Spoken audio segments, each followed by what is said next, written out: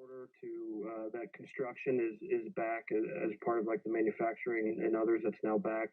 We've enhanced our safety protocols to where if we're traversing through our construction trailer, things like that, we wear a face mask, and we've extended it from our offices to our field offices as well.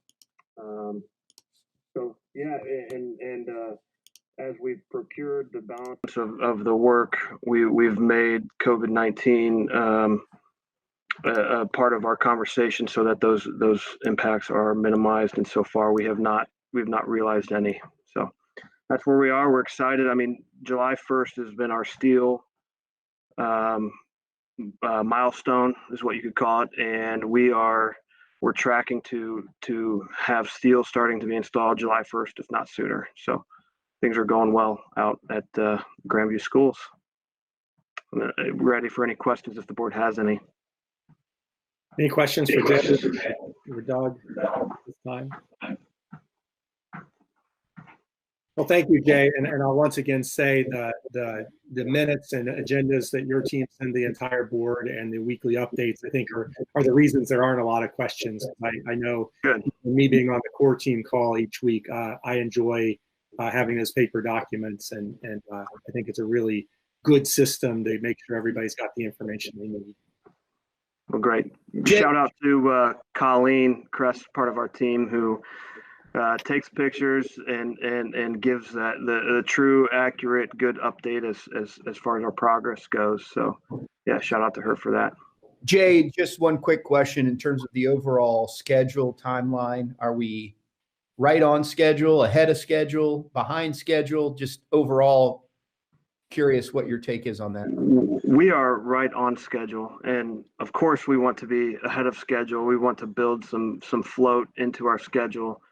However, we've overcome some obstacles with the design team helping and having ongoing meetings that go on behind the scenes of figuring out some of the nuances of a 100-year-old building, or you know, all the different renovations of the high school and how we connect to all of those. So having gone through some of the utility reroutes, some of those unforeseen conditions of, you know, the aging high school, we are happy that we are on schedule.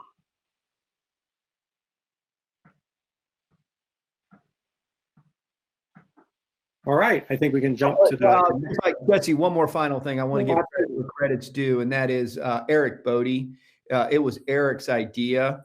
You know, he planted the seed that grew the tree for the students ultimately putting together that thank you. So Eric, thanks for that brilliant idea. I thought I share your view, Jay. That was touching, and you know, I think it is a team effort, and I hope that I'm pleased to hear that you all felt affirmed and appreciated and valued, because it is a team effort. So great. Thank you, Eric, for that idea.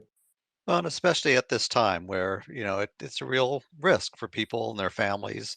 They're coming in and coming into work and knowing that there's a health situation out there, but very much appreciated by all the guys and women that come in and work on the project and keep it going. So we do really appreciate that. Glad you can share it with them. It instills the why behind, you know, the men and women who do what we do, and so it did go a long way. Truly heartfelt, and many thanks. So thank you. We will jump to Steve Devannon from Moody Nolan. Even those of us on the core team, I think this is the first time all 5 board members will see the design, sort of where we've landed at this point for Stevenson Elementary. So Steve, I will turn it over to you. All right, thank you very much, Jesse. I'm having difficulty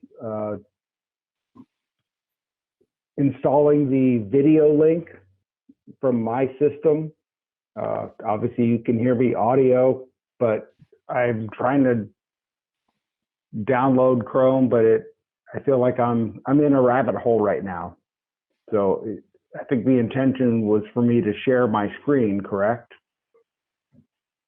Would it be helpful, Chris and Steve, we could do the minutes and go through some of the other reports and jump back if you need to do some work offline. Certainly, this is for us, and we are more than happy to be a little flexible in that regard. Jess, this is Chris Chang, Dice the Sure. Technology Yeah, Officer. I'm trying to talk with Steve right now and get him fixed. Thank you. Okay, so why don't we Yeah. jump ahead if the board's amenable to that? Okay, and just Chris or Steve, speak up when we're ready, and then once I find a good break in the agenda, we'll slip to All right, that. I will. Thank you. I'm going to go on mute and let my IT department, which is my wife, help me out. Thank you. Okay, perfect. Thank everybody for their flexibility. Please don't worry about that. We're all learning as we do this. Next on the agenda, first action item, our approval of the minutes, the 8/20 meeting. They're in your packet. Do I have a motion for the approval of those minutes? So moved. Is there a second? Second. Questions or discussions? Beth, will you please call the roll? Mr. Bodie? Aye. Mrs. Gephardt? Aye. Mr. Gousset? Aye. Mr. Truitt? Aye. And Ms. Wassmuth? Aye. Beautiful. Moving on to reports once again. Sorry, I've got like my packet on a screen next to me, so I don't mean to be looking away. But once again, thank you to Andy and everybody. I think the entire board always appreciates those building and department reports. I think there's a whole nother layer when we're doing business a little differently. And I know during your superintendent's report, we'll get into that a little bit more. But at this point, are there any questions about or discussion from the building and department reports as submitted from the board? All right, if not, Beth, we will turn it over to you. Beth, at this point, we'll do the financial report, the bills, and she'll also go over the 5 forecast now, which is later on in the agenda for approval. Correct, Beth? That's correct. All right, floor is yours. Okay, so I am going to start by sharing my screen and reviewing the financial reports for the month of April.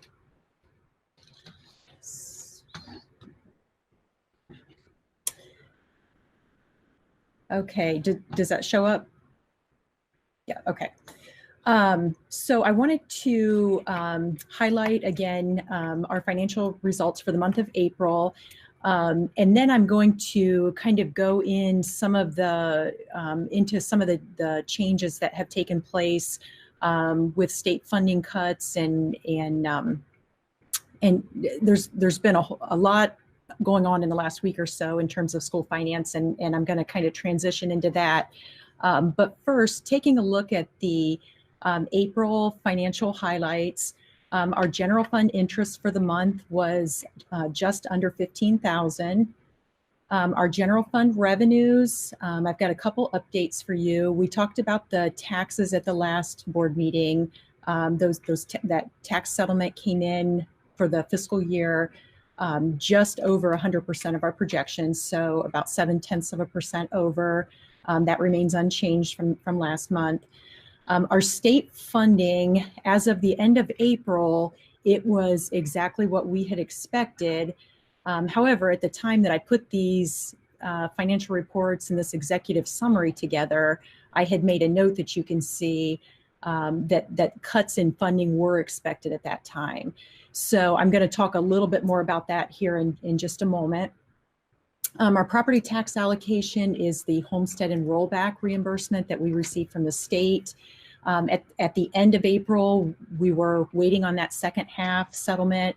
And actually within the last 2 days or so, we did receive that. So I'll have an update on that at the end of May in the May financial reports. Grandview yard revenue, this remains unchanged from last month. I did want to mention, though, that Baker Tilly, our municipal advisor, has updated revenue projections for the Grandview yard. As you may recall, we contract with them on an annual basis to review those projections and make updates as necessary. The Finance Committee is scheduled to hear from Baker Tilly on the 20th. So a week from tonight, we have a Finance Committee meeting, and they will be presenting those updated projections. So we will have more of an update at our next board meeting on those. But I did want to mention that those have been updated. With the first half settlement, we were just about 52% of what that annual projection was. And Friday of this week, we will be receiving another wire transfer from the city of Grandview Heights in the amount of about $19,000, which represents the homestead and rollback that the city received in that TIF fund. So we'll get our 45% share of that settlement as well. So we'll be likely a little bit above the 52% mark there that I have indicated. So looking at our general fund expenditures, we are 10 months into the fiscal year, or about 83%. Our total expenses were just under 81%, so about 80.5% there. So we're just a little bit under our operating budget, which is a good position for us to be in. Moving on to the bond retirement fund, I just wanted to point out we have our first interest payment of 2020 that is due on our new bond issue, due by June 1st. So I will be making that payment within the next couple weeks. Moving on to our construction fund, you'll see interest earnings for April were just over $73,000. 37% of our soft costs have been spent as of the end of April, and that includes the architectural invoices through February. And the March invoice, we have that, and that's due by the 20th of this month. So I'll be making that payment soon as well. So the current fund balance in our construction fund is about $52.2 million. And the current fund balance in our permanent improvement fund is just under $400,000.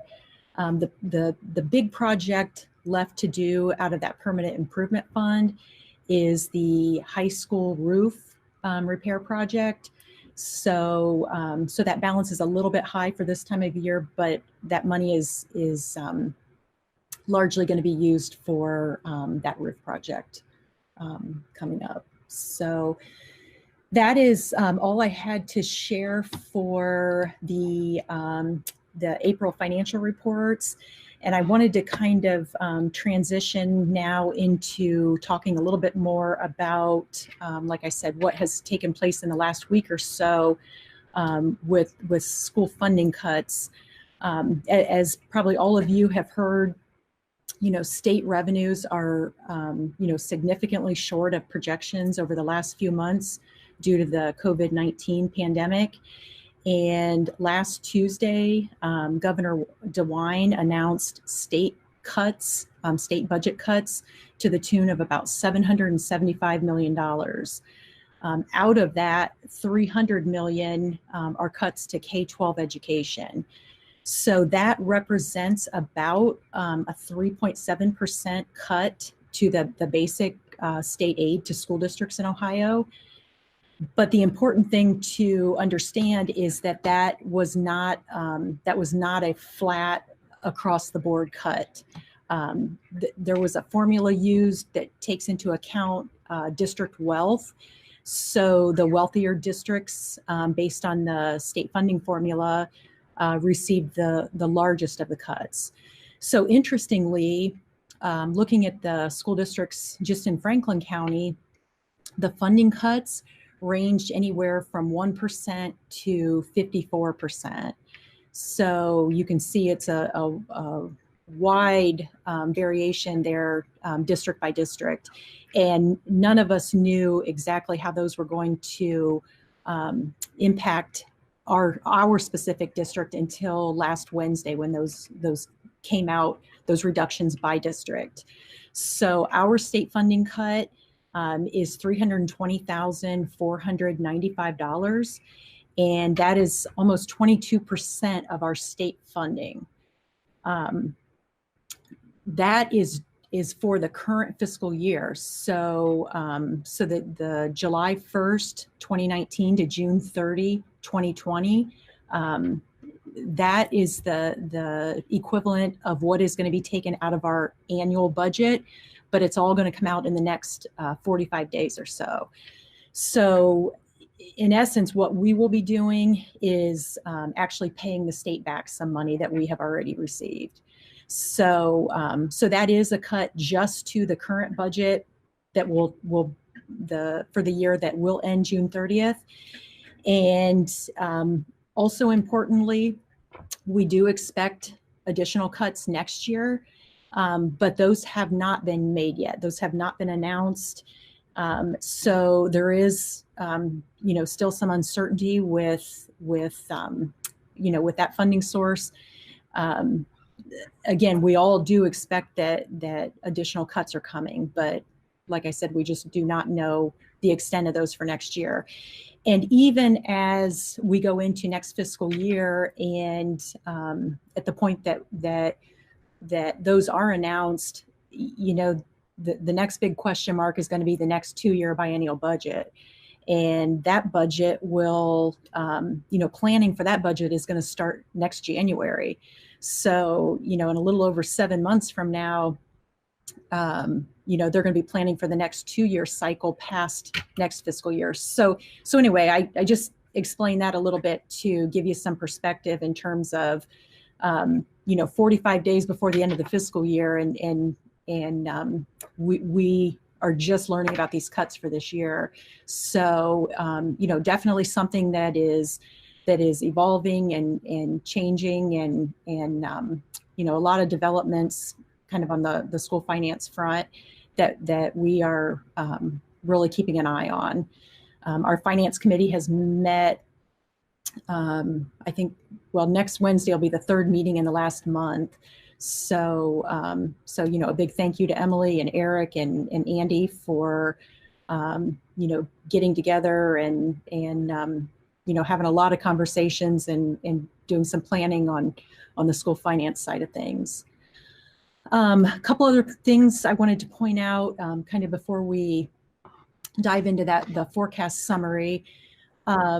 The facility project budget is not impacted by the state funding cuts. So I just wanted to make sure that everybody understood that the state funding cuts are operating funds.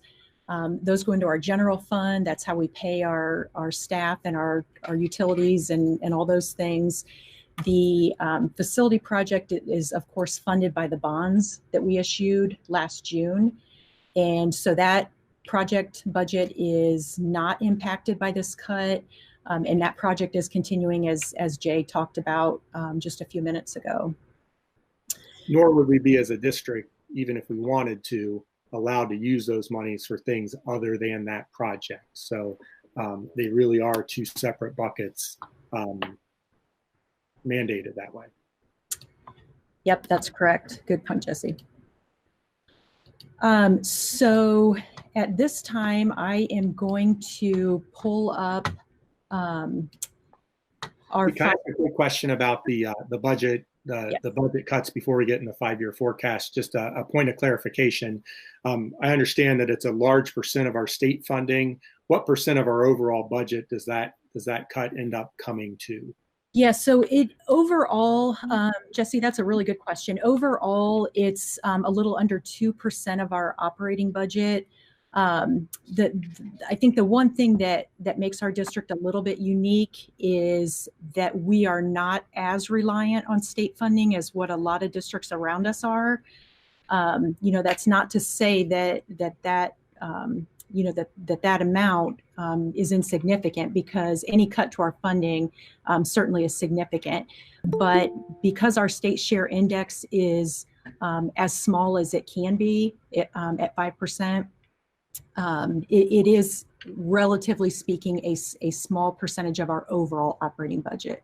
So our budget is about $20 million a year, our general fund. And yeah, that is important to keep in context, Jesse. Good. Yeah, I'm certainly not downplaying that amount at all, but I don't want people to hear 22% and think that's That's 22% of one of our funding sources, which equates to about 2% loss, which is still significant. Right. Yep. Great point. Okay, so I am going to go ahead and share the 5-year forecast screen. Okay, can you guys all see that? All right. So, so just kind of a couple things before I go over the summary of changes. I think it's really important to emphasize that the forecast is a snapshot in time. It's based on what we know at the time that we put this together. So, of course, there are assumptions that we have to make about, what's going to occur in the future. And, this is an unprecedented time. So the one thing I can tell you with certainty is these numbers are likely to change. I had mentioned that the Finance Committee had met, a couple times in the last few weeks, and I had the forecast updated for the first meeting, and then a couple of weeks later, we scheduled another meeting, and the state funding cuts came out. So I just kind of stress that things have been changing pretty rapidly. There are some other proposals that are kind of on the table in terms of property tax collections and the triennial update. So we are monitoring quite a few different things at this time. And so typically the forecast is updated twice a year, in May and then in November. But what I will say is as developments occur, I will likely be updating this even more often than those two mandated times each year. So just something to keep in mind. The other thing that I wanted to mention too in this context of talking about the cuts to state funding is that we will be receiving about $55,000 in federal money under the CARES Act that can help offset a little bit of those state funding cuts. The CARES Act money is not reflected in the 5-year forecast because that's federal money that is going to be required to be accounted for in a separate fund. So, so just kind of keep that in mind. You won't see that funding on here. It is a one-time allocation at this point. So the funds have not yet been made available to us, but we do expect those within the next couple of weeks. And there are some restrictions, but those funds can be used for a lot of the things that a lot of the services to students and things that we're already doing. So those will help soften the blow of the cut to the state funding somewhat. So looking then at the page that I have pulled up is a summary of changes. So typically what I like to do is kind of list out what has changed since the last forecast. So line 1.035 is the unrestricted state grants, and that is the state funding that I just spoke about. Also included in that line is a small allocation of casino revenue that schools in Ohio receive. And so the reduction that I have in our forecast as a result of the funding cut is actually about $348,000. So it's the $320,000 of state funding, and then it's about 50% of our casino revenue allocation. So as you probably all know, casinos were shut down with the, a couple months back with the pandemic. And so, accordingly, I've reduced our casino revenue projection as well. So that is really the only revenue line item that has changed in the forecast from last October. One thing that I wanted to mention that I've noted here, line 1.06, that we are going to realize a reduction in kindergarten tuition of about $54,000. That rolls up to the other revenue line item. I did not actually adjust that in our forecast because other revenue had already exceeded the projection. So there was not a need to further reduce that. So I just make mention of that here. So scrolling down to expenditure assumptions, had just a couple expenditure line items that changed since our October forecast. First of all, the fringe benefits. Typically in early spring, we receive the renewal for our employee health insurance plan. That plan becomes effective July 1st. And so typically early spring, we get that renewal rate. And that came back at a 6.5% renewal increase with a 1.5% offsetting rebate to be applied to our July premium. So, so overall, it's a net of 5%. The thing that I will say in terms of fringe benefits, the health insurance in particular, the last 5 years or so, we have been especially aggressive in working with a new broker and negotiating health insurance premiums. And this rate is higher than what we have had the last 5 years. But I think what we're seeing here is the effects of the COVID-19 pandemic too. Health insurance companies are reacting, I think, to the time that we're in. So even with that, generally I project an 8% increase in health insurance, and so this is a little bit under that. So operating transfers is something that I have also adjusted, and basically this is a subsidy to our food service fund.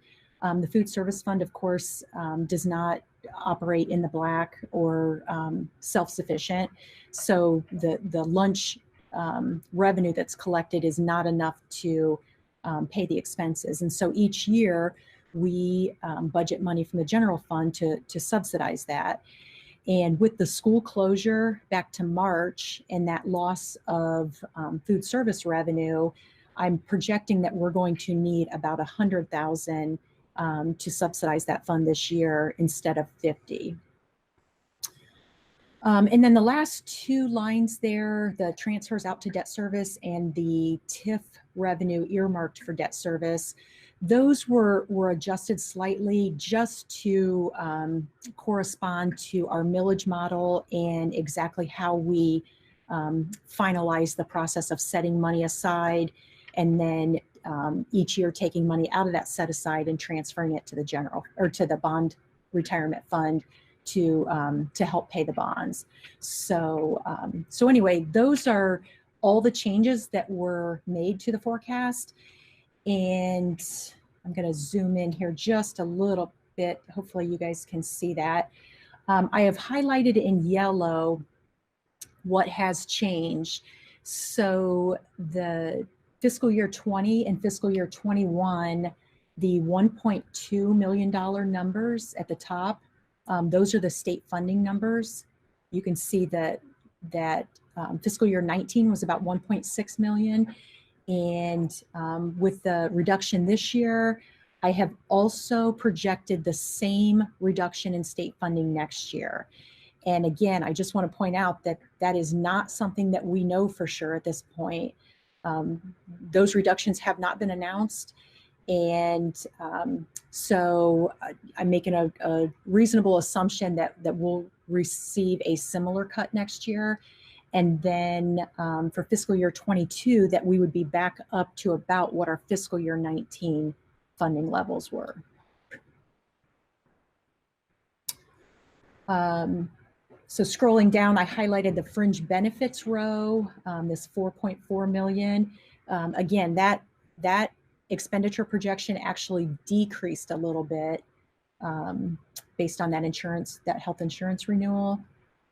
I've highlighted the 100,000 transfer out that I just talked about, and then those last two, the transfers and the set-asides for debt service. So overall, our ending cash balance, line 7.02, In the fifth year of our forecast is about 4.6 million. Our unreserved fund balance is about 880,000. So again, the way that I would describe this forecast, I think it's stable. Obviously, the cut to our state funding, is disappointing and certainly has an impact on this. Again, because we're have a fairly low reliance on state funding, it has not tipped us to the point where we are projecting a negative cash balance. So I think that's a positive thing. And as I mentioned, the Finance Committee has been meeting pretty often and working to look at opportunities for cost savings in light of those cuts to funding. So again, we meet next Wednesday evening, and we'll be talking more about what we can do to try to help offset some of those cuts to our funding. Well, thank you, Beth, for that report, and I appreciate the packet. All those things are pretty clear. The one thing I did want to point out, and I just jogged my memory looking at when I was looking at the 5-year forecast, our budget reserve number. You may have noticed a number of years ago was a steady, I believe, 750,000, and then you'll notice that number jumped and fluctuates year to year to year in the forecast. That number is not arbitrary. That's driven by board policy, and it's a formula based on it's in board policy that Beth pulls that from. And in all candor, we weren't following policy when it was a straight 750,000, and the board at the time had some discussion about whether to change the policy to reflect the 750 or follow the policy we had. So we actually never changed the policy as a board. We just made sure that we were following it. So you'll see that's why that number is suddenly in flux, and that's not something that her office is doing sort of arbitrarily. She's following the letter of the policy to do so. And if that's something we have questions about or would want the Finance Committee to review, I remember at the time Beth gave me a white paper on budget reserves, and I'll share you the read. People are all over the place doing everything, so there's no sort of standard that we were able to find. Yeah, that's correct, Jesse. That budget reserve represents 5% of our general fund revenue, and by board policy, it was set aside in the event that we have catastrophic revenue loss. So I think it was that policy was put in place back years ago when Big Bear kind of collapsed, and the district lost a lot of tax revenue as a result. So it is for catastrophic revenue loss, and as Jesse said, it does fluctuate. So it's a formula in that forecast equal to 5% of general fund revenue. Okay. Could I have a motion for the approval of the April 2020 financial reports and motion to accept payment of the April 2020 bills? So moved. Second. Any other questions or discussion? Beth, will you please call the roll? Yeah, Mr. Bodie?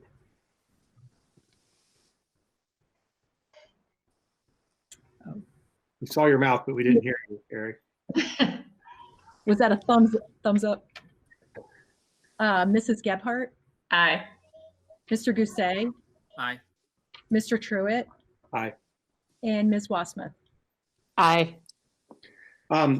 Steve, we are now is now ready for the Moody Nolan presentation. However, I would propose, since we're in committee reports, that we go ahead and do the Finance Committee report, then jump to Steve, and then do the rest of the committees, so that we're still sort of in that same line of thought. I don't know if there are, this would be the time. I don't know if there's anything else, Beth, Andy, Emily, or Eric, that you want to add as a Finance Committee at this point.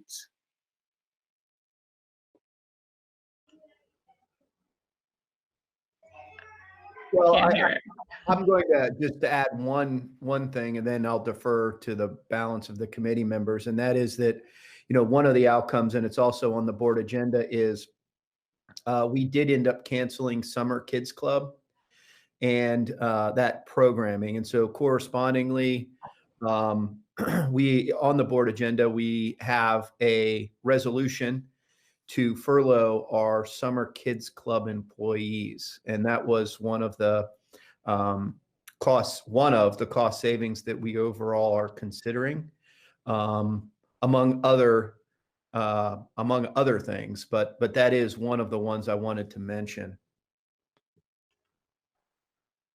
Can you hear me now? Yes, Yeah. Eric. Go ahead, Eric. Sorry about that. So thank you for mentioning that, Andy. Just wanted to say that, yeah, with the committee, when we gotten together, we had gone over, and Beth gave an excellent report, which is very close to, as recently. So I think pretty much the same report that we all heard today. I think, one big reaction is that it's important. It's significant when you're talking about a $300,000 plus cut, especially when probably at least that much next year, and a lot of uncertainty beyond that. So have started a process of thinking about what are possible financial measures that we could take that would be, to make sure that we stay in good condition financially. And I guess the other really important thing to mention about that is that, we're not in a crisis mode, that we do have a cash balance.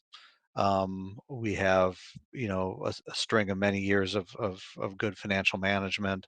So there's nothing that we have to do immediately. There's nothing like, it's almost the end of the year and we have to take some big cut at this point. So that's good. It means that we have some time to think about it. But it also is something that, we need to take seriously and think through some possibilities about what we want to do to react and what we want to be careful with. So just to say that in the Finance Committee, we have started a discussion on that. I think we'll continue the discussion. We'll bring some things to the board. There'll be future discussion on that. So nothing really to report. I don't think, we're ready to recommend any decisions of different things besides like the couple that are immediate personnel things for the summer that we had to, that Andy mentioned, but more to come. Any questions, or Emily, I didn't know if you had anything to add, or Beth or Andy, or any questions for the Finance Committee? Well, I don't have anything to add necessarily. I think Eric and Beth covered it very well. And I'm thankful for Beth's financial leadership to put us in a position where we can weather the storm and allow ourselves some time to plan without having to react, hastily. But I did want to clarify something Andy said about the Kids Club. Typically, just want to point out, the Kids Club employees are typically funded through a self-sufficient Kids Club fund, not through our general fund. So furloughing that staff doesn't necessarily impact our general fund. Great point. Yep, that is correct. One other thing that I just wanted to mention that I think has some significance, and I kind of alluded to it in my financial report, but 2020 is a triennial update year in Franklin County. And, preliminary reports from the county auditor's office indicated that we would be looking at somewhere between 17 to 20% increases in property values countywide. So not necessarily specific to Grandview, but countywide. So some communities in Franklin County could have seen a larger increase, some could see smaller, but he had reported that countywide it was somewhere between 17 and 20% likely. And so just in kind of a development with that, in the last week or so, the county auditor has formally requested from the state tax commissioner to delay that triennial update. So anyway, that's something that a decision has not come out yet, but that is certainly something that impacts our property tax revenue projections. So I do build in my formulas a modest increase in property values, and while that increase in value only increases tax on inside millage, so So for example, a 20% increase in value does not mean a 20% increase in tax.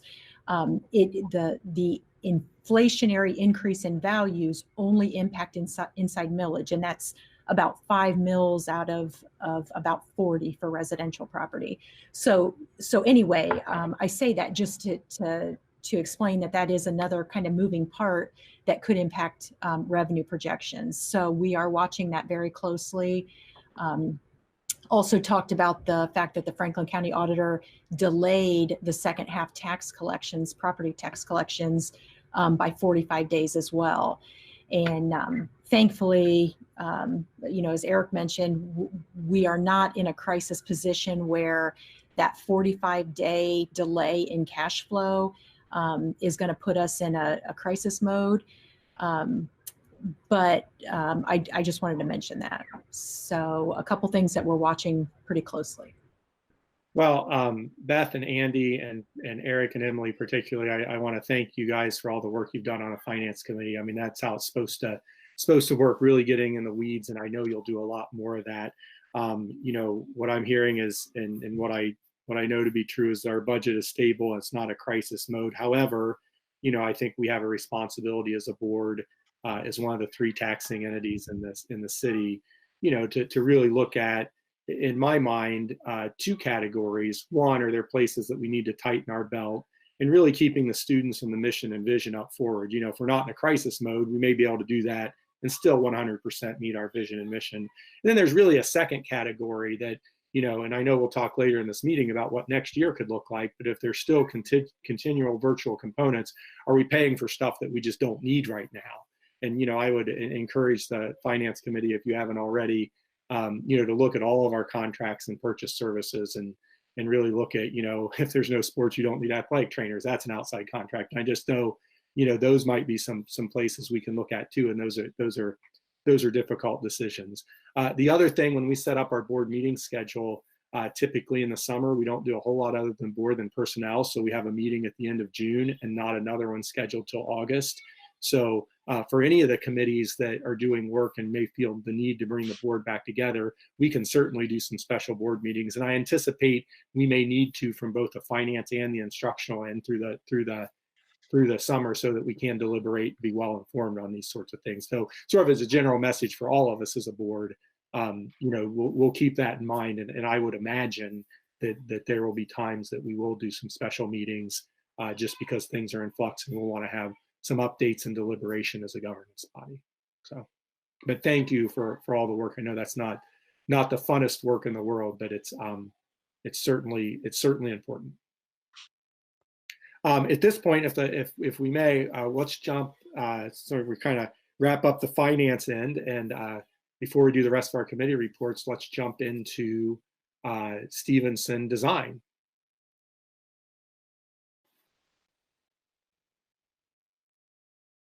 Uh-oh, we can't hear you.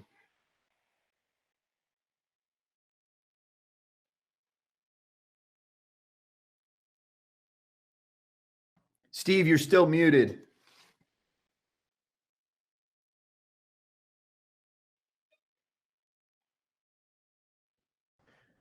We can't hear you, Steve. Yeah, Steve, you're still muted. I don't know if his mic might not be turned on. Is that better? There's a mic at the bottom of the screen. There you go. Oh, hang on. We got you. Can you hear me now? Yes. That is weird. I was. Hold on. All right. Let's get this straight. All right. Can everyone hear me? I can't hear anyone else. Can you hear me? Oh, we can hear you. I got it now. I got it. All right. Thank you for your patience with my technological difficulties. My wife, who is my IT department, has been very beneficial. I think what I will do now is attempt to share my screen. How do I do that? right. Present now. Screen.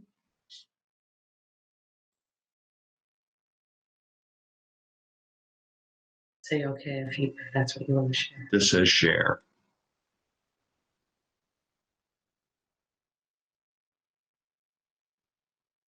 Do you have the presentation up that you want to show? I just have files. And you have them pulled up? Yeah. Steve, I can share if you'd like me. I can share. You can just talk us through it. That would be better. All right. You want to do that, Chris?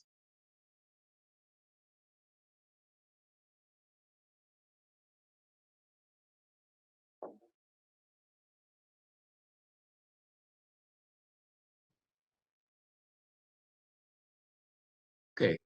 So maybe zoom in, I don't know, about 50% just to show the street and the sidewalks. Sure will. Let me get this.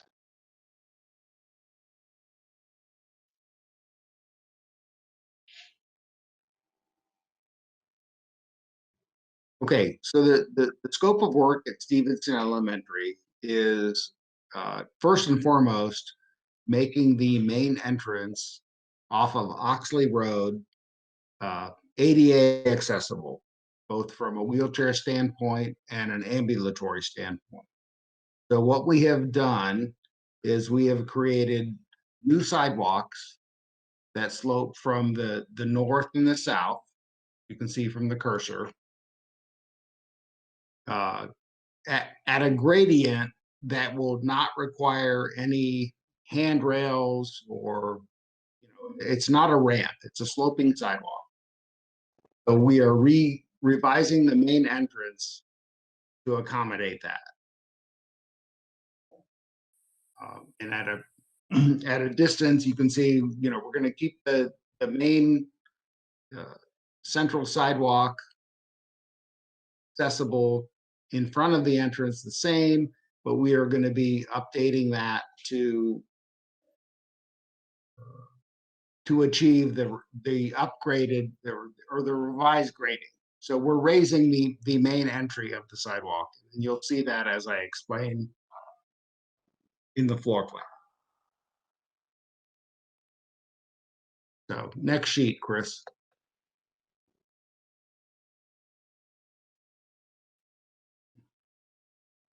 So this is our demolition plan. And if you've been at Stevenson recently, you'll all know that as you go into the main entry, there are 3 steps up to the main corridor, and there are 3 steps up to your left into the administration area. So we intend to infill all of that and raise the floor up to the same grade, and then appropriately adjust the sidewalk and the grading for that. It's probably about 18 inches or so. And then you can go to the next sheet.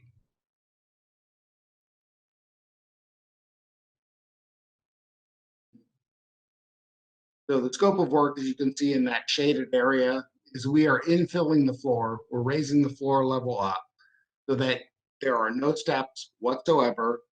All of the grade will be achieved on the exterior via the sloped sidewalk. You come in at one plane, so it's wheelchair accessible, it's ambulatory accessible, and there are no steps to navigate whatsoever. In addition, we propose a new entry doors with access control. We propose new doors at the vestibule. So we are creating a secure vestibule so that when a person enters what is labeled on the current plan as a secured entry, that they can go no further than that until they are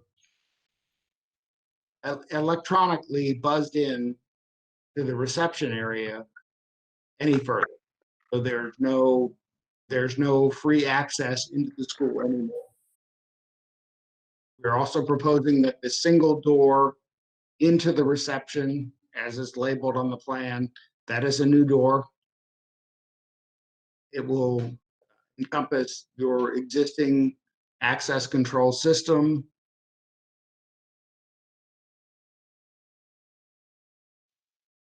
And in addition to that, if you could zoom out a bit, Chris.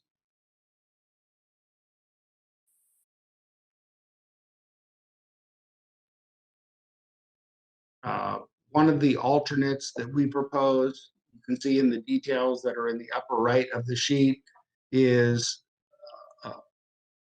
renovating your existing doors, either replacing or renovating the existing doors on the north and south of the main corridor.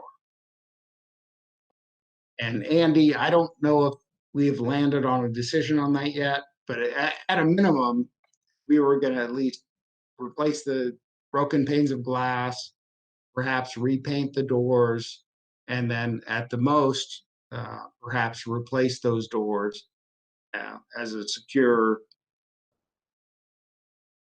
system into your access control system.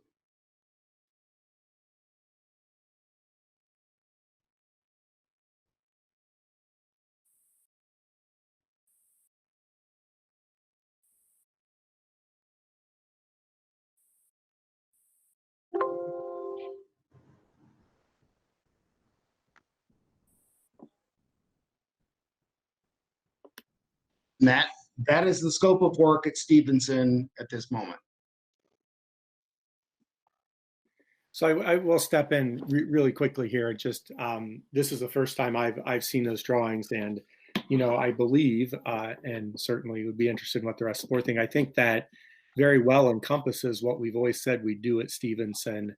As a quick reminder, Stevenson surely does have lots of deferred maintenance needs, and when the Financial Advisory Committee made a recommendation to the board that the board accepted, they didn't want to not do anything to Stevenson. They felt like the safety and safety, security, and ADA access components were what we said we'd do down there, and what was the scope of the project when we were on the ballot issue. And I think there may be some confusion with folks who think that we're doing more than that than Stevenson. But in my mind, the plans we just saw address the needs we have at the building, and is in line with what our facilities process said we do, and what we said we do when we were on the ballot.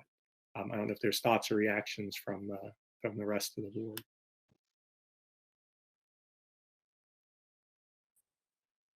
Well, can I ask, it sounded like Steve wasn't sure about those north and south hallways. Can anyone else address that, Andy or Jesse? Or they are included in the budget. It included to fully replace the doors. Correct. Okay.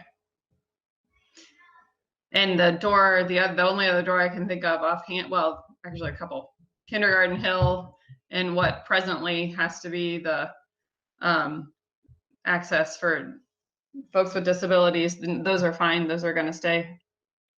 Yes, and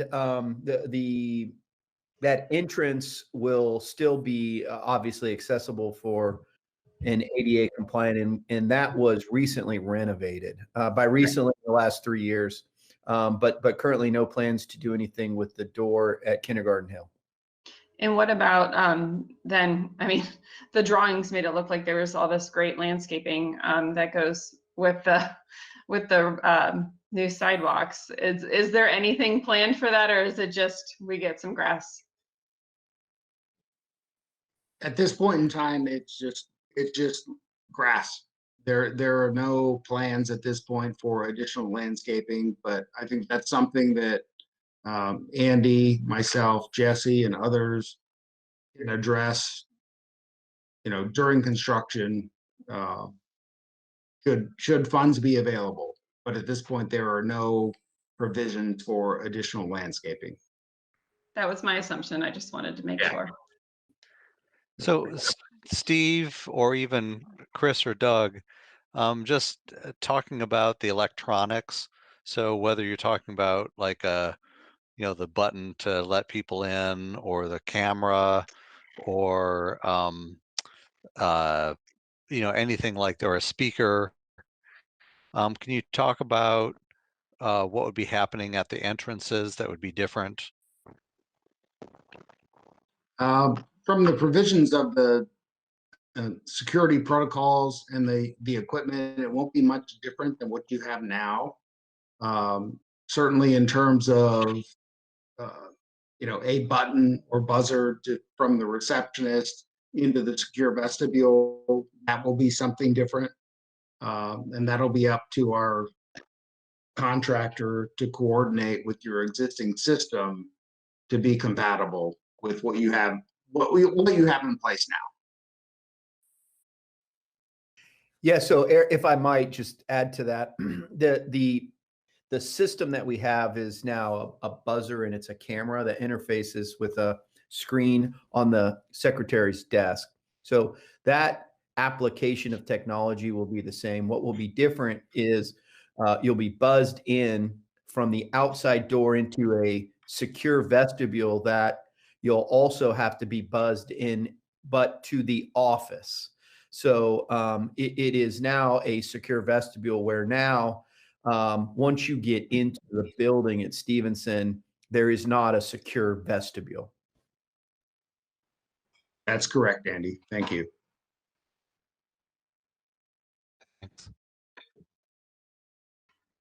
So can someone jog my memory as to the cost of all this?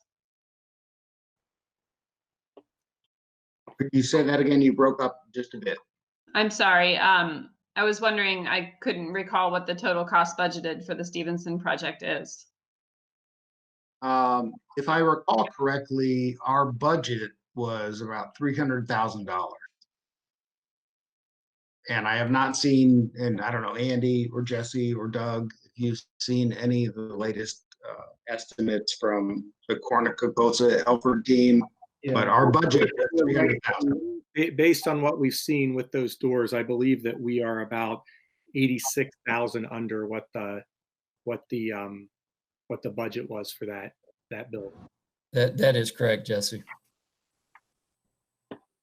Hey, Doug, there you are. Well, I've been, Chris muted me, so I just jump in when needed. Yeah, Emily, it's right at $86,000 under budget. So, and I think to Jesse's point, it accomplishes everything we wanted to do there.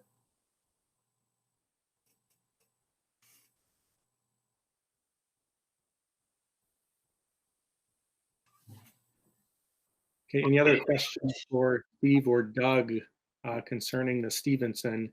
I do actually have one that I think I know the answer to, but I would like a little more definitive. So the idea is that scope of work would be done before the first day of school in August. I mean, granted, we don't know what that'll look like, but is that still the correct schedule we believe we're on? Yes, it is, Jesse. CKA is. I'm actually going to review that with Jay Friday, and yeah, we'll get that accomplished this summer. Okay. Yep, and that's my understanding as well. Okay. Well, if there's no other questions there, why don't we jump into the rest of the committee reports, and to kind of keep things grouped together like we did with finance, why don't we start with the core team discussion? I don't think we have a lot to add that hasn't been already said between Jay's update and Steve's update, other than two things. I will say at each week's core team meeting, they always offer those of us on the board, if we want to tour the site, that we can do that and do that in a safe way with social distancing. I have not done that. I don't believe, Eric, you have.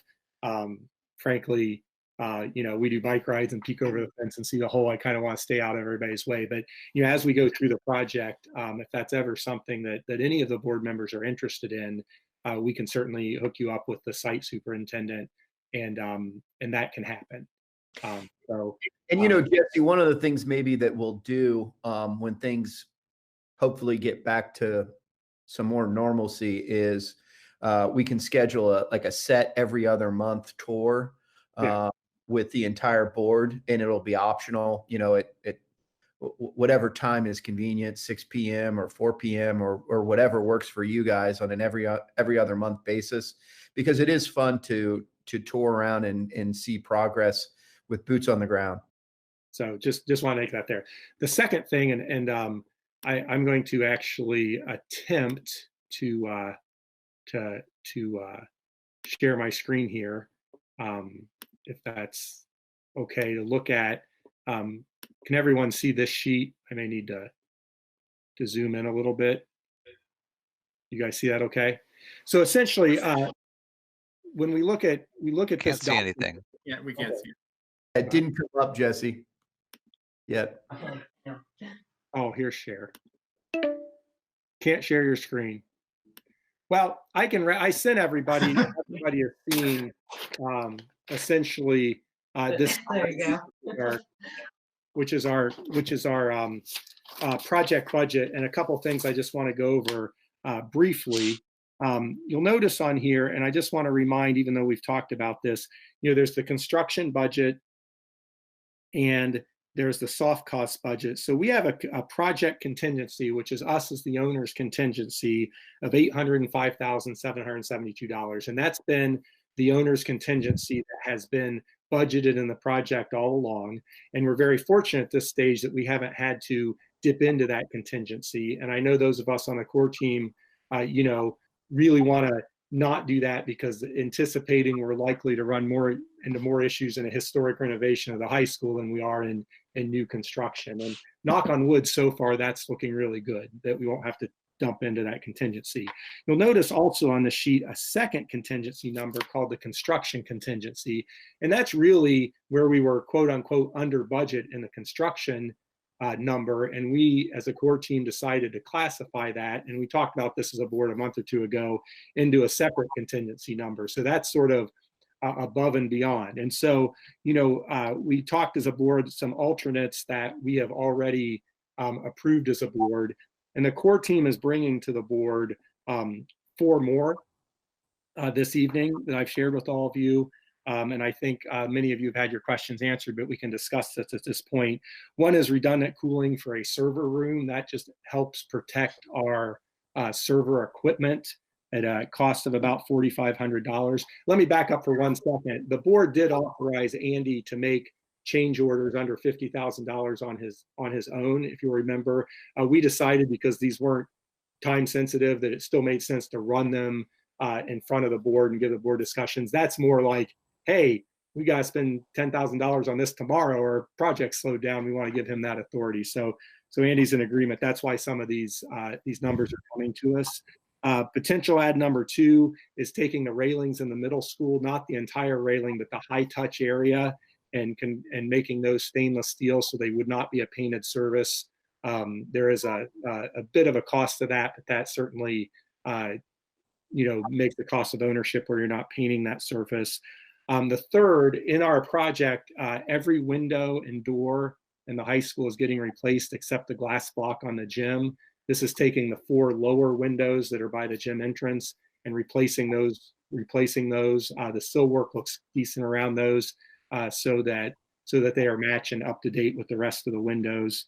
And then the big ticket item that's more than those others combined is really allowing us to vacate the Fairview Avenue parking lot. That's at Fairview and 3rd by the high school. So essentially, when the project's done, the high school doesn't really have a yard, so to speak. So it's vacating that parking lot, moving those parking lot spaces over to the new parking lot, the new middle school parking lot, and then allowing us to use that donated money to build the outdoor learning space. So if the board accepts all of those changes, it still leaves us with a construction contingency of $131,000. And then also, we're not really touching our owner contingency. So I know I just threw a lot at you, but I've sent this information out to folks, and I know that we've discussed that in core team. So essentially what we would ask for under the Board of Education, Business and Finance under change order is to recommend adding 1, 2, 3, and 5A from the sheet. The other thing that was on that sheet at the bottom were costs about potentially relocating the First Avenue parking lot and the Oakland parking lot. We don't intend at this point to make any recommendation to take that out of our project budget, but we did want to see those numbers because there are implications if we collaborate with the city and Fairview would go through, or the first, if the First Avenue parking lot would become a park, we would have to relocate those parking spaces. So we just felt it was important to know in a rough sense what those numbers look like, but I wouldn't anticipate that we would take that out of our project budget at any point. So that's where we are as a core team right now and what we're bringing to the board this evening. Questions or discussion? Eric, or did I? Yeah, maybe just to jump in real quickly to say that I think the cooling in the computer room, which I really appreciate people, Chris included, take a really good look at that, and a much more economical solution than what we had seen originally. I think that's kind of a no-brainer. I think the moving of the parking lot is a big ticket item, but it's one that we pretty much have to do if we're going to do the outdoor learning space, which we accepted the gift for. And so I appreciate Jesse kind of bringing that up and saying, hey, let's reflect that in the budget at this point, to be honest about it. And then the gym entrance windows, is a pretty small thing that I think the core team kind of agreed. Let's just make that decision now and knock it out. It's not that many dollars. In my mind, the one that we were back and forth with quite a bit and honestly wanted some input from the other members of the board here was on the stainless steel railings. That's another one that, there's all sorts of different scope. You could do $1 million worth of stainless steel railings, or you could do, very little. And so kind of whittle that down into, as Jesse said, the high touch area, kind of when you go into the middle school, the grand entrance there, to go up to in front of the media center, which has both a aesthetic reasoning to do it, but also a decrease in maintenance. And we have a few, a little bit of information on that if you want to get into it. But to me, in my mind anyway, that was one that we kind of went back and forth and would really like the input of the other Board of Education members. Yeah, that's certainly true. And I will say, if one of the real discussions may be like, why are we talking about that railing before we know? I mean, some of this is a matter of schedule. So the construction folks need to do the steel order. So, that's why the timing is where this is falling now. I mean, I think in an ideal world, we'd wait till the end of the project and see where we sat and make a decision about the railing. So that's where we are. It certainly is not an inexpensive option to consider. There are many, many, many school buildings where all the railings are painted, which is what was originally approved. We also, Molly and myself and some other folks on the team did a trip to Atlanta where they had converted all the railings to stainless, and we're very pleased with that lack of maintenance. So, I'm not sure there's a right or wrong, but I'll be quiet now. I'll be curious what the other board members think. Well, can I ask, is it primarily an issue of appearance or primarily an issue of saving money on maintenance? What's the main goal? I would say it's a combination of both, in all honesty, and Eric, feel free to jump in if you disagree with that. I mean, a higher quality surface is a higher quality surface. And so there is less maintenance. We try to do some cost analysis about, what would the painting be? I think we looked at, and this is a non-inflated number. I think we looked over 30 years. The idea of repainting those railings would be around $16,000, whereas making them stainless is $35,000. So, when you just look at it that way, there's other inconveniences coming with stripping down railings and repainting them, obviously. I mean, in all candor, I like the idea a little more than I think Eric does. So I'm really not trying to sway the other three board members. I just feel like, if we I'm a little of a nerd with stainless. I spend way too much money in my own projects buying stainless nails and screws and things, because it's always going to be what it looks like when we put it in, and it will never need maintenance other than wipe down. But to be fair, it's significant money, and if everybody thinks that's ridiculous, then that's, it's not a hill I'm going to die on. Jesse, when you talked about the $16,000 over 30 years, is that just for the paint, or is that also the labor? Like you mentioned, there's going to be the labor of stripping it and actually painting it, right? Yeah. So essentially, the idea was if you just had a straight painted railing, you would repaint it ideally every 5 years. Mm-hmm. A high touch area is stainless. There's still other parts to paint, but because they're not high touch areas, you could do 10 years. And so essentially, in essence, you'd be painting, you know, half as much. Now, you know, we're going to paint it when they need to be painted, you know, not just because it's a year mark. And quite frankly, I'm not sure, you know, how often a school railings really get stripped down and repainted every 5 years anyway. I mean, just to be honest about the whole thing. Mm-hmm. So I just, you know, it struck me when we did those school tours. I'm the one that brought that up. Like, is it possible that fits in the budget since we're under? Because it's, I mean, it's really a quality issue. And once again, I'm not trying to oversell it because we have a high quality product without stainless railings, frankly. But you know, it does add us to quality, and it lessens the cost of ownership. But I can't sit here and try to sell you that that's the, you know, I'd say it's probably 50-50 aesthetic.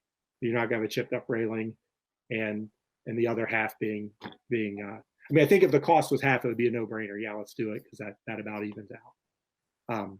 But you know, I'm the guy that likes the terrazzo floors because they last forever. I mean, to me, the mark of whether this project is successful is not what the building looks like on opening day, but what it looks like in 2030 and what it looks like in 2040. And I just don't think we'll, you know, I can justify that expense in my mind that way. But, you know, once again, not a hill I'm going to die on. I feel like we're very fortunate to be even having these sorts of discussions instead of, you know, construction cutbacks. I think it, you know, and it's hard when you look at state budget cuts to be talking about project budget, but they are two separate categories. And I just want to take full advantage of our project budget, make sure we're getting the highest quality possible. Hey, Kevin, this is Doug. The only thing I would add is it was a little bit higher. It's actually 18,000, not 16. And we've reviewed several profiles to use. And I mean, it would be very nice. So really your delta, you're looking at 35 versus 18 because it is recommended to paint every 5 years. So really, you just need to decide. You're really looking at a $17,000 delta between the two, in my opinion, anyways. So Molly, you were down in Atlanta. You were able to see the stainless steel railings. Yeah, I agree with everything that Jesse had to say. I think it's a better aesthetic. And the teacher side of me too, who puts her hands on railings and then runs across the gum. It's gross, but I think maintenance wise, I'm with Jesse. I think it's a move. I think we have it in the budget. I'm thinking like when the kids tape things on this and everything else, and the paint, I think tends to look a little dated. So the aesthetics, I like it. It's a cost worth, and I think it's one of those things. Think about how many hands run across a railing, and this isn't just school, not just our school kids, but if it's in the middle school and the high touch areas, these are people coming in for theater performances, for sporting events, for the fun fair, for everything else. Once we get up and going, I think it's a good investment. And 30 years down the road, when maybe we're not on the school board, I think they'll be happy we made this decision. Molly, if you're on in 30 years, you get some sort of state award. I can tell you that. I think it's a gold watch. I'm not an expert, but I also plan to not. 30 years, I might be retired. I might not. Who knows? Well, Jesse already said this, but and we addressed it also during the financial reports, but it is worth reiterating that there's no way we could take $35,000 in savings from a facilities project and transfer it to an operating budget. It's absolutely impossible. Any savings here doesn't go anywhere else. So I just want to reiterate it one more time. And I would have never brought up the railings had it been dipping into the original contingency number. You know, I just because I don't know, is one of five. That's sort of my line in the sand is you know, we've got a really well designed high quality building. So this is just you know, like I said, we're fortunate to be in a situation to even have this sort of conversation or discussion. And I realized that it just seemed like, you know, it'd be ideal if we make the decision at the end, but we sort of have to now. Just to add 2 more cents there, I think, you know, if the budget were closer, we didn't have as much contingency. Even, you know, Doug has brought up a couple times that there are allowances that we have in the set aside that we may not use all of. So, you know, we're in a very, very positive, you know, situation financially. So I do think there is some wiggle room. My overall goal with the contingency is to guard it pretty closely in the sense of, I think overall, you know, we have an excellent building that's well designed. It has great features. It has great size, as, you know, high level of pretty much everything that we wanted, except for the exterior landscaping and, you know, what to do about the sidewalks and the trees and the parking lot. To me, that is a big thing. That a lot depends on the city, and who knows what's going to happen with that. But to me, you know, if it kind of always comes down to that, you know, do we want to spend some money now, or do, you know, I think personally, if we ended up the project with what we have on at you know, the outdoors, with the sidewalks and everything else, if we just ended up with what we have designed in the budget now, we would be disappointed. I mean, that's the area that I would prioritize is adding to. So just want to be very careful. I think 35,000 isn't going to break the bank. So as Jesse mentioned, I'm kind of on the fence about this one. I could go along with it, but I do want to be careful. I definitely don't want to kind of open, you know, the floodgates of, you know, let's start adding things, you know, to the interior at this point. I won't, Eric. And you know, to play a little bit of devil's advocate, well, first of all, I do agree a lot with Eric. I think there's some potential on the outside of the building, and particularly when you listen to the student focus groups back when we did the design of the building, the students were really probably the most interested and excited about some of the outside aesthetic features. And we are asking the board at this point to approve $250,000 more on the outside of the building that allows us to use a $250,000 donation. So we're really talking about an additional $500,000 for outdoor learning spaces than we had before we started, and still being under budget. So I feel like we're sort of accomplishing both. But I do agree with Eric, even though I'm sort of the guy on these railings, that we want to hold tight, you know. And I would also add, you know, we're going to discover some stuff. You know, when we benchmark districts that have historic renovations, you know, we may bust open a wall and there's a stained glass window. You know, do we want to spend a little money to preserve that, or do we want to just rip it out? I mean, those, I believe, are sort of discussions that we're going to have, and I think we're going to have them more when we hit the high school than now. So, well, this will be an action item later in the agenda, so I guess we can sort of see if people want to make a motion and include the railings, you know, in that or not. I know we have a lot of important instructional things to discuss too, you know, this evening. All right, anything else from the core team?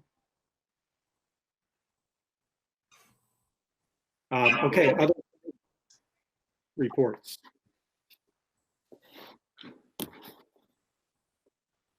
I don't know if any other committees have met besides finance and core team at this point. I do think, although we haven't had a lot of meetings, I know that I'm the liaison to the library, and Emily is the liaison to the city. You know, we are in unprecedented times financially, and you know, I do think as things become a little more certain and we know what cuts look like, is the three taxing entities, and Marble Cliff included, Eric. You know, I do think that we may want to continue to have those conversations. You know, because just and be respectful as three entities, and continue to collaborate so that we're not overburdening any of our residents. So, all right, Superintendent's Report, Mr. Culp. So just real quick, I think at this point we are quote unquote done, for lack of a better word, with our construction conversations. I don't know that Doug and Steve need to stay on the call, but I do want to thank you guys for the work that you put in and the support of our project. Thanks, Andy. See you guys. Thanks. And I agree. Thank you for having me tonight. And as always, you know where to find me. Thanks, guys. Have a great night. Real quick, also, Kevin Gousset and I sit on the Education Foundation, and there was a meeting. Was it? I think it was actually Monday.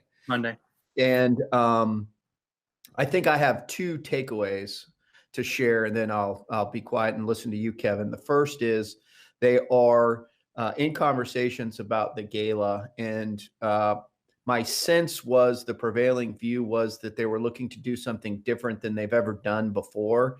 And what different is ranged from perhaps a virtual auction to some sort of window of time where you could patronize our local restaurants and there would be a kickback to the foundation, to doing something less formal and a less formal venue, such that in the event that there couldn't be a mass gathering or a larger than normal gathering, it wouldn't be cost prohibitive to cancel.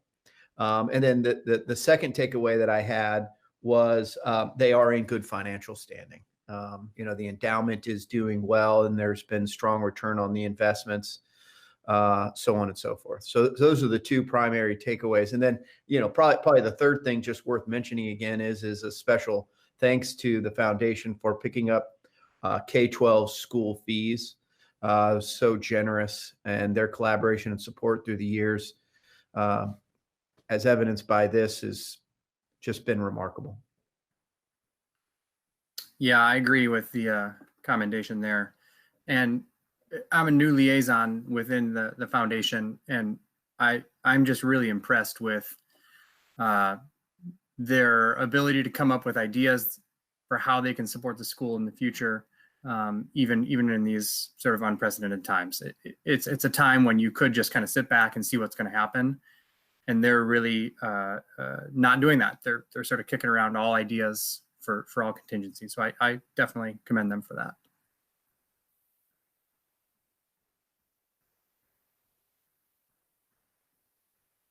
Oh, Andy, you're on mute. Thank you. Yeah. So moving on, I've shared with all of you my Board of Education Superintendents Report, and I want to highlight a couple things. First and foremost, as all of you, I think, know, their Teacher Appreciation Week was last week, and there were yard signs distributed all across Central Ohio to our teaching staff, which I know they greatly appreciated. And we also did videos and vignettes to support them, which was really nice. Additionally, our Wednesday wellness newsletters and videos have been really well received. I've received a handful of unsolicited emails thanking us for that communication. Amber Nichols, a special shout out to her. She does a great job with her videos on those Wednesday wellness newsletters, updates. I think, as all of you know, our graduation will be virtual this year. Actually, tomorrow we are going to be filming graduation, and then that will be put together and aired on Sunday, May 24th at 4 o'clock at the regularly scheduled graduation or commencement time. So we're excited about that, and I'll be on site to deliver my commencement speech tomorrow. We're in the process of putting together our summer learning program. There will be a component that will be universal, a universal platform. And as I think all of you know, the students are going to keep their one-to-one learning devices over the summer. And so that will help them and us continue to deliver opportunities for learning for our students. There's also a partnership with WSU and the Grandview Library as part of that thinking, and we're in the process of putting together communication about that. Additionally, we are going to engage in virtual reading intervention for targeted identified students as part of our summer enrichment or summer learning opportunities for students. I did want to take an opportunity to talk about, because it's probably one of the questions that I get most often recently, and that is, what is school going to look like in the fall? It's a question that I know many of the board members have asked. I know I've gotten emails, and even when I run into my friends and family, they ask me that. My own sons ask me, well, Dad, what's school going to look like in the fall? Quite candidly, I don't know. But here's what I do know. I know that currently all schools throughout Ohio and the facilities are closed through June 30th. I know that there is a committee that has been established of Ohio's educational leaders, major associations, educators, teachers, school counselors, nurses, union representatives, as well as representatives from the Ohio Department of Education and the Department of Health, to come up with considerations and options and a framework for what school may look like. The core pillars of that committee are focused on, number one, health and safety of our students. At the end of the day, that is the prism through which this will be framed. Number two, educational considerations. Number three, social and emotional considerations of students. And then number four, operational considerations. I think importantly, as I kind of led with, no final decisions have been made, but there is a desire to, understandably so, give local control. What I have heard as recently as, again, this morning is the Ohio Department of Education indicated that they're hopeful that that they will release that guidance in late May.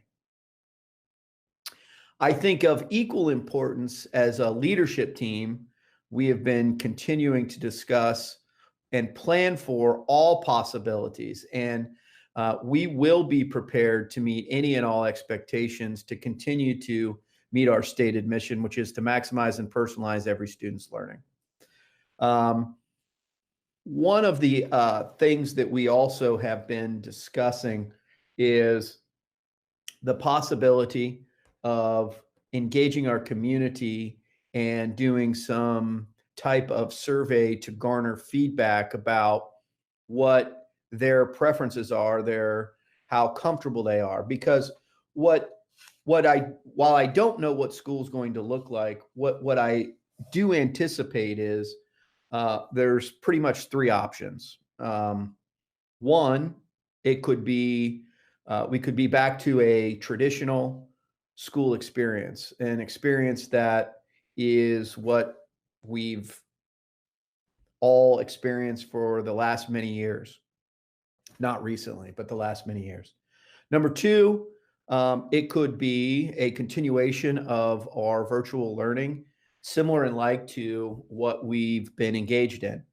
I will say, as all of you know, but importantly, wanted to mention it again, we didn't have a lot of time to plan for the virtual learning experiences that we've been engaged in for the last 8 weeks.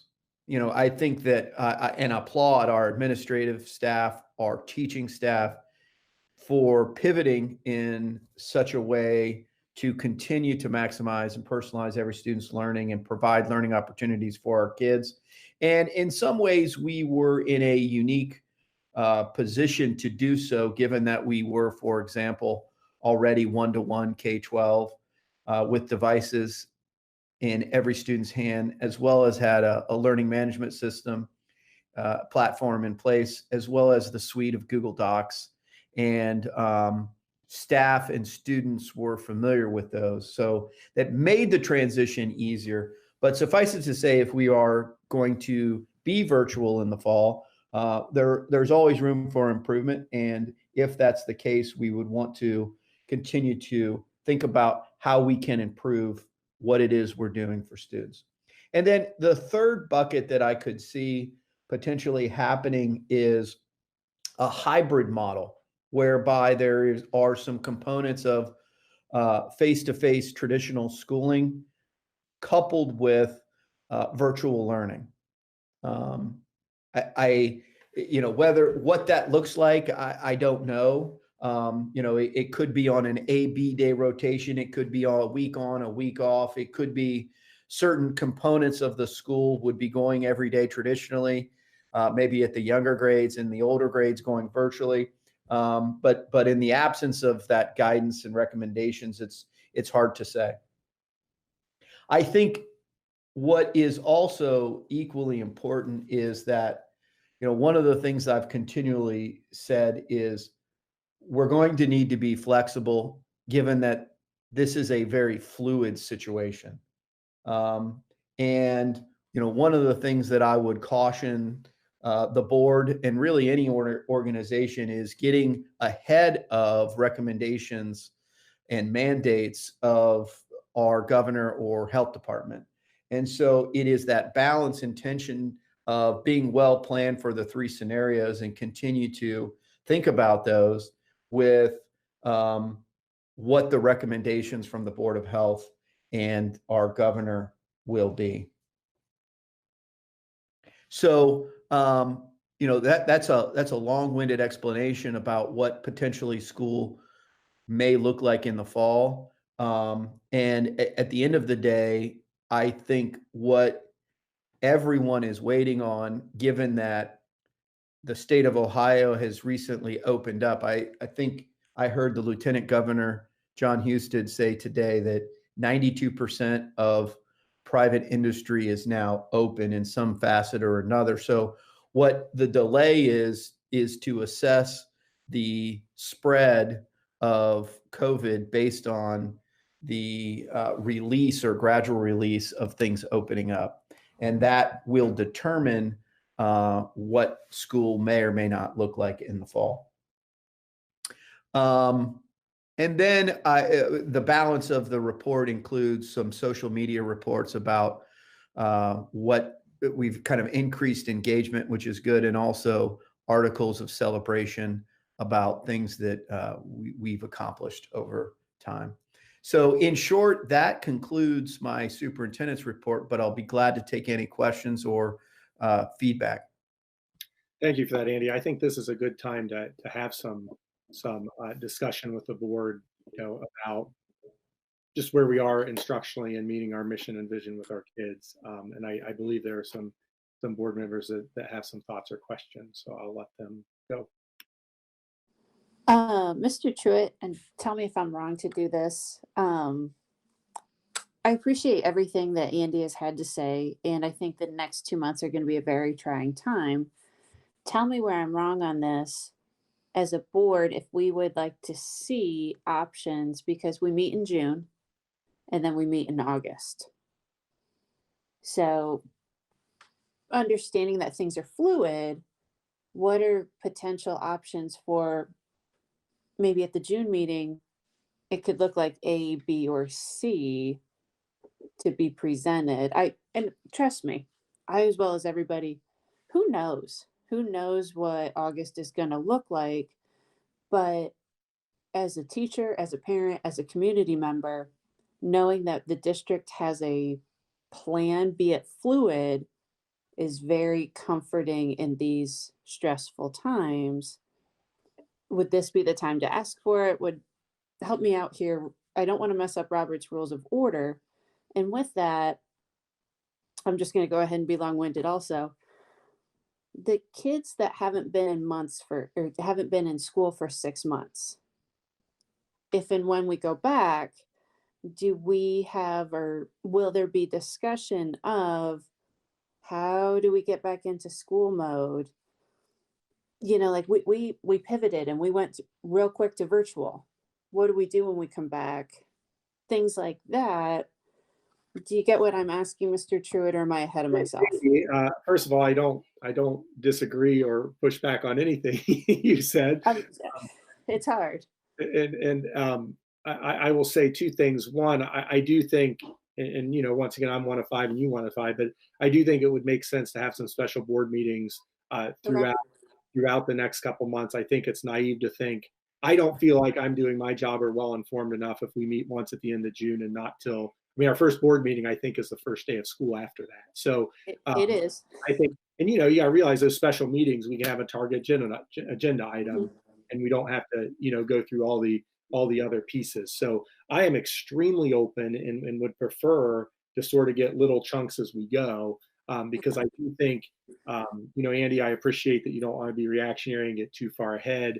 I don't have a desire to play the what if game for an hour, but I also think you just can't sit back and say, well, let's wait to get told what to do. I mean, part of what we love about Grandview City Schools is that we're on the forefront, best performing school in the county. And no matter what this looks like, I think the expectation is the same, that we're gonna pave the way. And so I think Andy, Mr. Culp gave a superintendent's report talking about next year, and I think now's the perfect time to ask him questions about that. And I think that falls right in line with the meeting, in my opinion. Yeah. I would only add, I think, importantly, that one of the understandings of how fluid this situation will be is that even if we are back to school in the fall in a traditional sense, that means K-12 back to school in the fall in a traditional sense. I think we're all being naive to think that couldn't change based on the fluidity of our situation. And so, I mean, just to provide an understanding of it, even if we come up with a framework whereby we are going to go to school in the fall in a traditional sense, that isn't to say that might not need to be fluid and modified again. I wonder, and one of the things I want to give, and I have not very much, excuse my English right there, a lot of credit for when we had, I think the last time we all were together was March. And what this is first happening, and it was very like, we were talking about closing the schools, and I think I might have been the one like, are we there yet? And oh, we were there. And thank goodness for your leadership to be like, yes, well, and we are really there. But with Mrs. Olam was going to pull her, like she said, she's like, I want to take this day and plan with my teachers. And I give her a lot of credit for that, but I wonder if some kind of planning, I know it's fluid, and trust me, I'm talking to myself professionally as much as I am a community and a parent member. Since it's fresh in our head, like looking at what does virtual learning look like, with some planning or some ideas being put down now with the understanding that they would be fluid, be a good idea. Does that make sense? No, absolutely. We'll be planned and prepared for all three options that I mentioned. And I think it's a great idea and certainly prudent,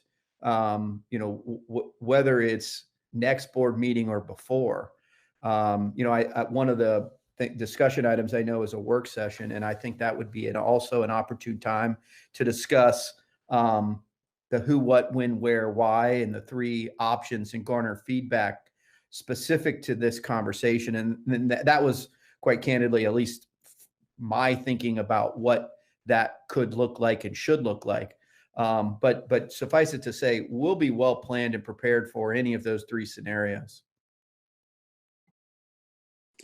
Thank you. That's what I was after. I was just like, I know I'm asking for something that's not there, but it's kind of the next time we meet, will we have some kind of sketch or shell of do we have an A-B day? What does this look like? What does that look like? And we can mull it over. And you just answered with me. You answered what I wanted to hear, which is the next time we're all together, or what-ish in the next few months, there will be an outline. Now, flexibility, yes, but that was what I wanted to hear, is that this is coming soon, so that we have an idea, because it's. And I think importantly, at the end of the day, they're going to provide a framework, but at the end of the day, it will be a local board decision.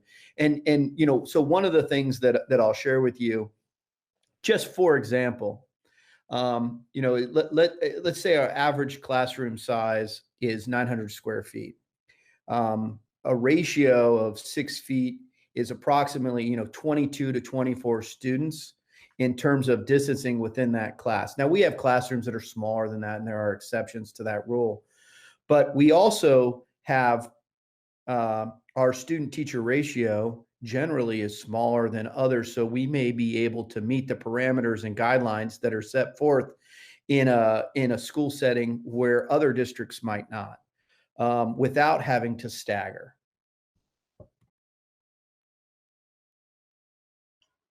Right, but then you still have to consider things like lunch and recess and how you deal with those kind of things, and whether you move your specials teachers to the classrooms where the kids are, or the kids still go to the special rooms.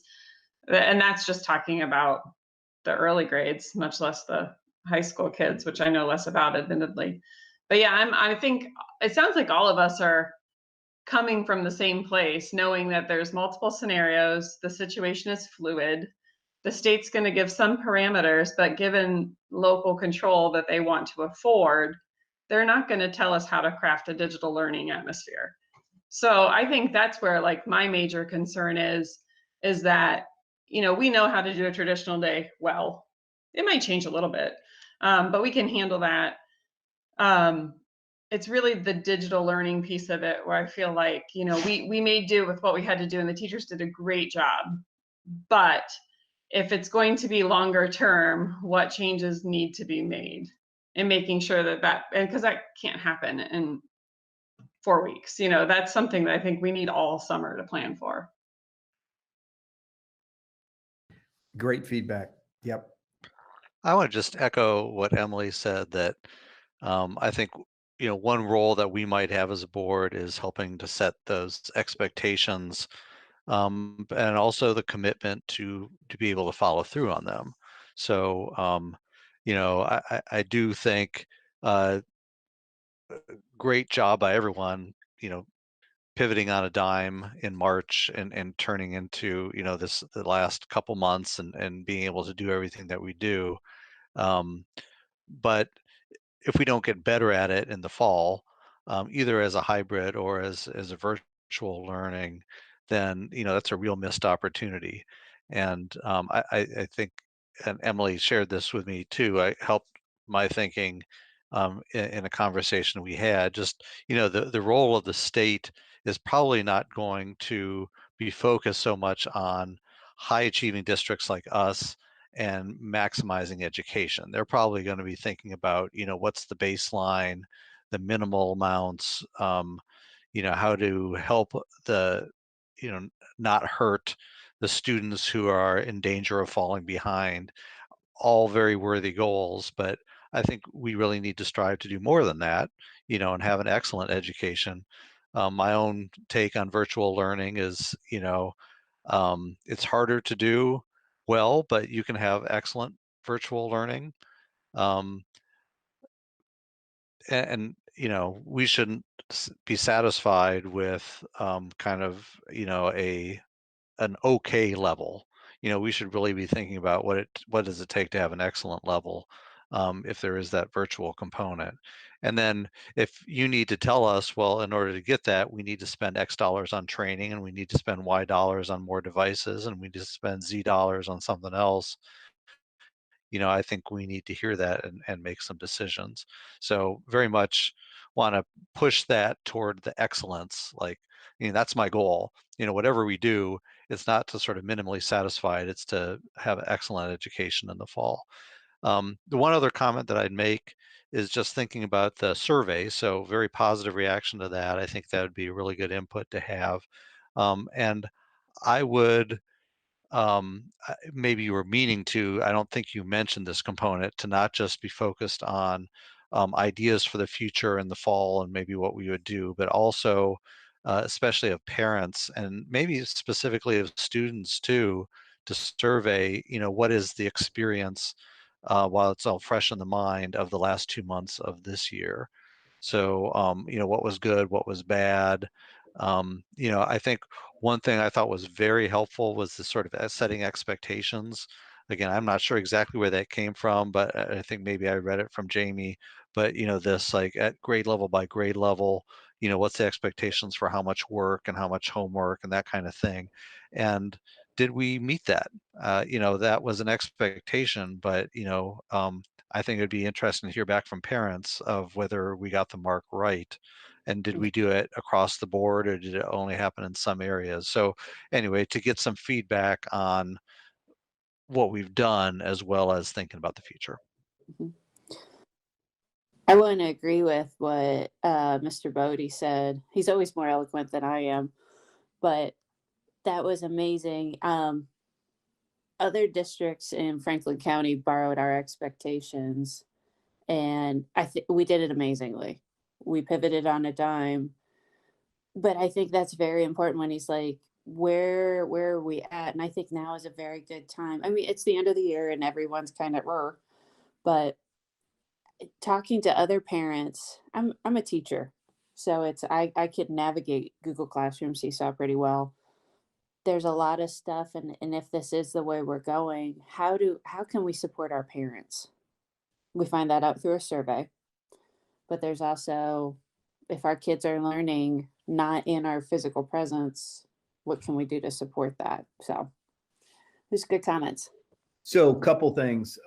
One, the survey, I think, should be targeted to students, parents, and staff. And I think you triangulate the data, ask them, similar questions. I really like the expectations notion, and would want to garner feedback about that. It's interesting. I do qualitatively reach out and solicit feedback. And it's interesting, again, qualitatively, I get feedback of it's too much and my kids spend too much time, and the expectations are too high, to it's not enough, and my kid blows through it in an hour. So I've kind of gotten a wide range of feedback. The other thing I've heard is this balance of, what's the role of Google Meet and more direct instruction versus, providing learning opportunities where there's formative assessments or summative assessments, and correspondingly it manifests in a grade. That I will say, one of the things as I reflect that we did do as a district and did take a hard stance on, and I know very few other districts, I think maybe Bexley, and I can't think of another, actually, that just went straight grades. Most districts either went straight pass fail, or went a grading or an option to pass fail. I don't know what Olentangy did, Kevin, or Westerville, but Olentangy did straight grading as well. Okay, good. Well, in my biased opinion, I think that is right-minded. So anyway, I think that's great feedback, and that gives me, although I'm open to more, if there is a framework, and I've taken copious notes. So more to come sooner as opposed to later. I'd like to get a draft even before our next June meeting, to garner feedback on where we are and get additional feedback. The one other thing I will say, Jenny Huey, who is with Dynamics and is a paid for consultant, also was the superintendent of the Trecca Virtual Learning Academy. So in terms of a resource with regard to professional development, and someone who has cut her teeth in that environment, literally, she would be and will be a great resource. And when we have our board work session where we're talking about this, she could help with the document and framework that we present for these three options, as well as offer really good insights. I do want to say it was a good move of the district to go ahead and allow Google Meets, Google Hangouts. I would be remiss if I did not give a shout out to Lisa Colohan, who can run a virtual classroom meeting and give instruction like nobody's business. I might have been sitting beside my son taking notes for when I run my own virtual things. 23rd graders. It was amazing, but that was a good decision because it's having the kids have access. That was great, but I couldn't not give Lisa or Mrs. Colahan a shout out because these teachers have done some impeccable things with these kids in a hurry, and watching them on a virtual meeting, it makes me teary because I was like, wow, they didn't miss a beat. So good job to them. And I'm gonna be quiet for the rest of the meeting. I swear I am. Maybe not. Kevin, you've been kind of quiet. I don't mean to put you on the spot, but I didn't know if you had any thoughts here. And if you don't, that's fine. No, I just echo what everybody else is saying. The pivoting on a dime and providing a curriculum was very impressive. And I echo also what Molly said in terms of, the Google Meets for the kids were fantastic. The lunch bunch from Mrs. Duran those are great videos. Keeping the kids engaged and the feedback, the individualized feedback from teachers, all the way down to specialists like Mrs. Good and the specialist teachers. It was highly impressive.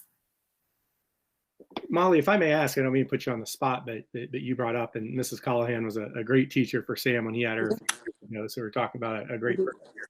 How often do those sort of direct instruction, synchronous learning opportunities with Google Classroom happen? I want to say there's Monday through Thursday is class meetings. So from 9:30 to 10:30, the kids are on hanging out with each other. And then I think Friday is optional. And then she also has been doing, which she's amazing, Tuesdays at 2:00 with parents. The first couple ones, I think it was a lot of just getting half of it was getting the parents up and running, like, this is what you need to look for, this is this. And again, Ben's father and myself are both teachers, so I think we sat in the first couple and then we're like, we're going to get out of her way because we kind of run ourselves. But the predictability of it's at 9:30, half an hour. They were singing happy birthday to someone today, but the normalcy that kept in the kids' lives was, that's one of the things that I think why my 8-year-old is doing very well in a pandemic is the good teachers like Mrs. Callahan. Thank you for sharing. I didn't mean to get us in the weeds there, but yeah, you asked me to talk again, so yeah. Okay. Any other questions for Andy at this point? I do have a couple comments, but I was trying to not speak on this topic till towards the end.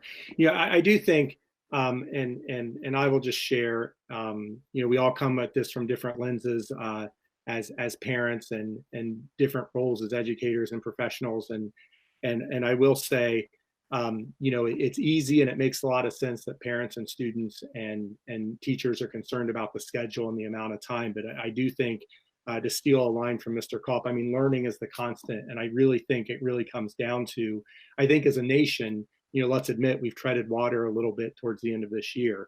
And there's content standards for a year and a pacing guide that has to be met. And I think the question and really the high expectations for the Grandview team is how are we going to lead the way and teach those content standards and be able to check for understanding. I mean, trust me, I'm the guy that hears that a kid in a private school is going through the complete Bell schedule and then has homework at night. And I'm like, oh my God, are my kids not getting enough? And then my own kid is, in tears because he doesn't understand something. It's too much. I mean, and the focus on the time, I think, is the wrong thing.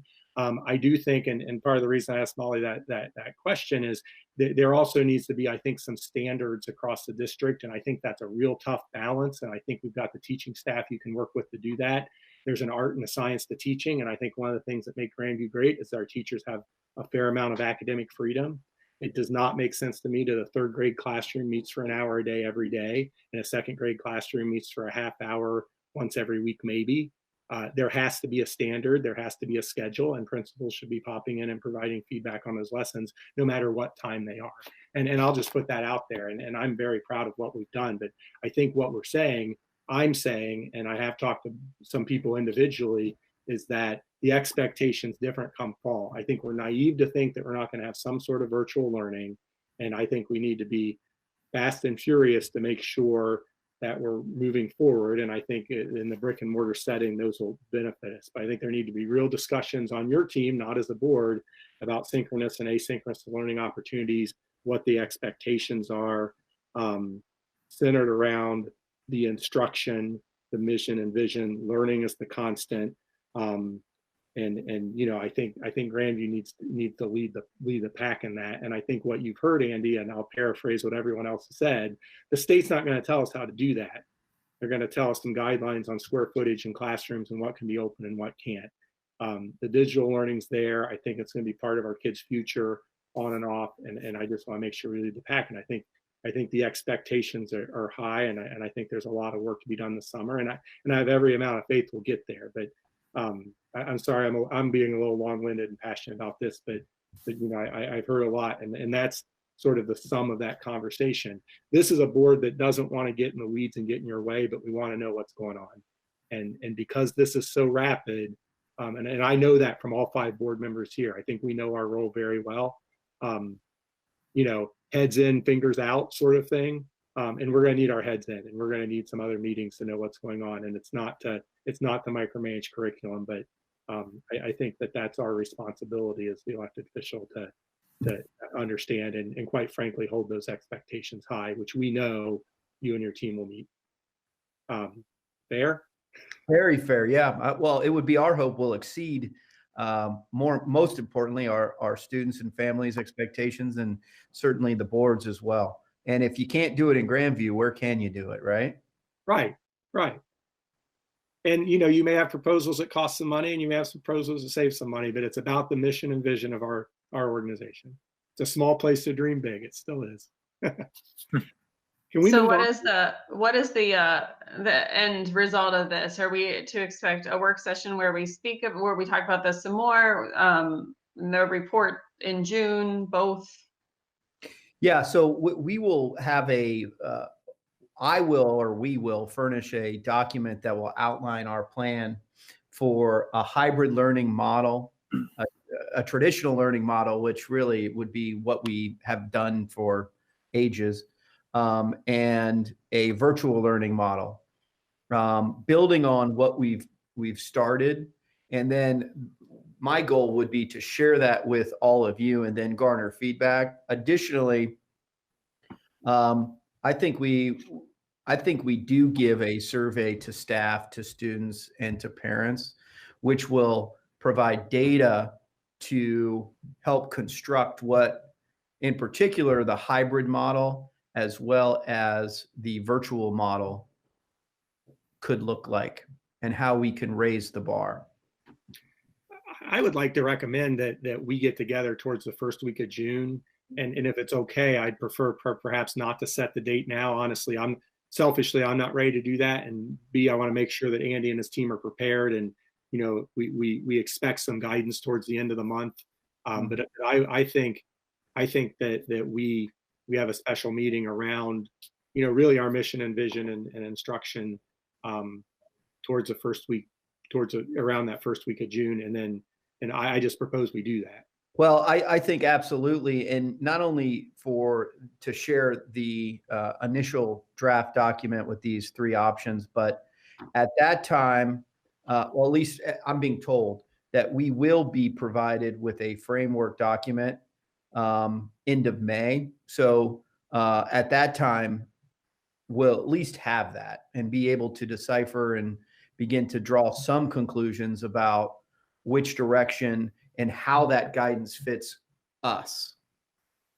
And Bandy, you've got a board that reads what you send. So I know that's not always the case with boards of education, but I feel like, you know, when I talk to separate board members about things sent out, like people read and they know what's sent. So, you know, don't wait for us to meet to give us the information. But I do think I would like to call a special meeting in that first week of June. I'd like to not set that date now just because I think we need a little fluidity, but I wouldn't want to get past that first full week without meeting again.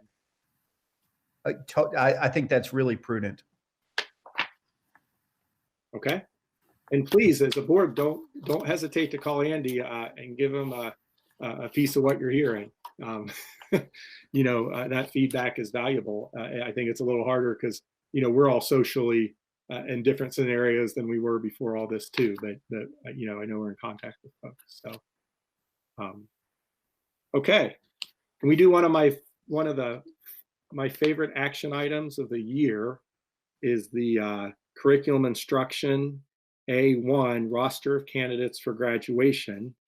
I don't know why I always think this is sort of a hoot that we as a board who don't educate or teach these kids over the last 12 or 13 years get to do one quick vote and say that they get to graduate. So I think it's quite an honor to be able to do that as a board member. So do we have a motion for the roster of candidates for graduation? So moved. Is there a Second? Any discussion? Any kids you want to pull off here? No, that'll be the class of 2029.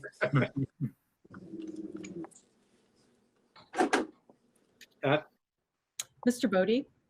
Aye. Mrs. Gephardt? Aye. Mr. Gousset? Aye. Mr. Truitt? Aye. And Ms. Wassmuth? Aye. Congratulations. Fun? Not a whole lot on school board you can sit back and say that's fun, but that's a good one. That's a good one.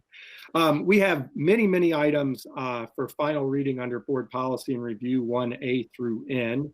I'd entertain a motion and a second, and then we can have some discussion on any of those. Is there a motion for board policy final reading 1A through N?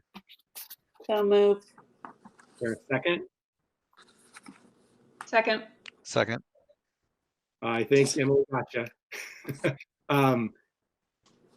Any questions or discussions about those policies? Yes. I have a few. The first question I have, I don't know if you guys have the full PDF pulled up or not. There's one on executive sessions and it pulls out. So this is BDC. Do you have a page number? 31. There you go.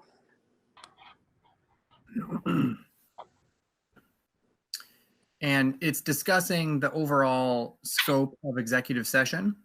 And it's the language change is pulling out student.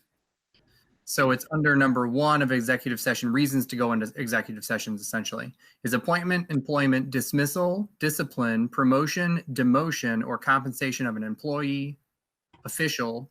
It used to say, or student, or the investigation of charges and complaints against an individual. So my question is, if we remove this language, and I think this is a requirement, so I'm just clarifying, are we no longer doing student discipline in executive session?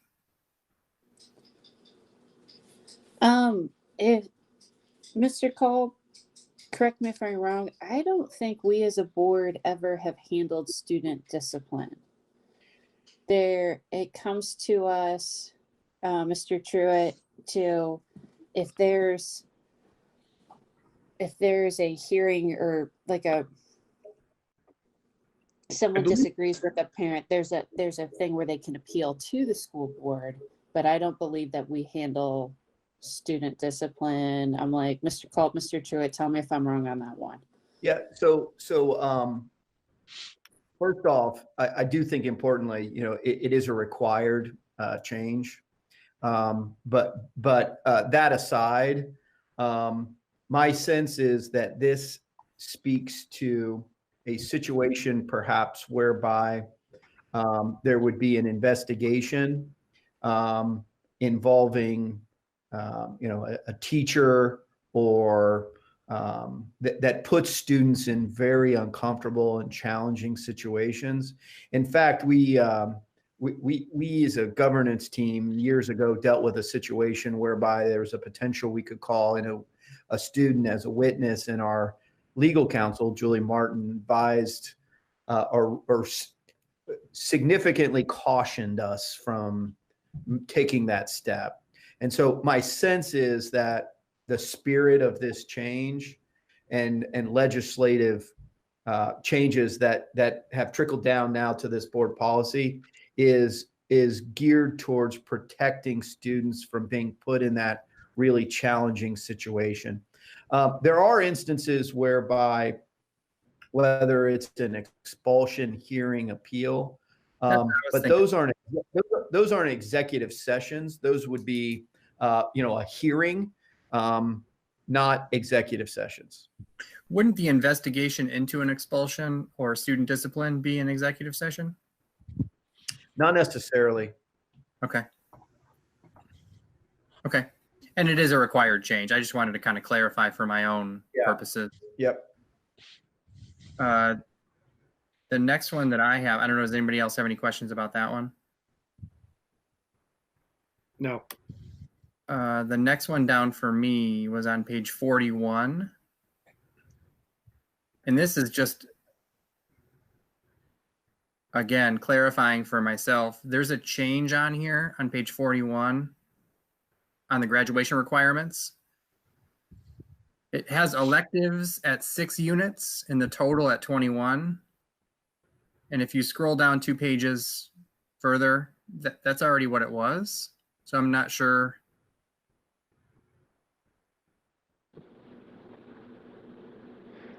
If I'm not mistaken, our policy or our graduation requirements were, it's like the board policy, ours had been set higher. So now the board policy reflects our actual graduation requirements. Tell me if I'm wrong on that one. So it's like the board policy caught up with what we were doing. I just don't see where the change is. Like on 41, it's highlighted as if it's a change, but then if you go to page 48 is where our current policy is, and it's the same. So I it's required. Go ahead. I didn't know if it was a typo or if I'm missing something. No, that's a good question. I know that ours had always been like our graduation requirements had always been good. My sense is perhaps that we had it at 21, and then the recommended change was to make it 21, although we already had it at 21. So he's trying to highlight that. That's my sense. I could go back. I'd have to go back and talk to Sean about that one. I mean, I'm looking at ours. The notes that I have as graduation requirements for Grandview Heights is higher. This is adding a legal reference. Those are what my notes have.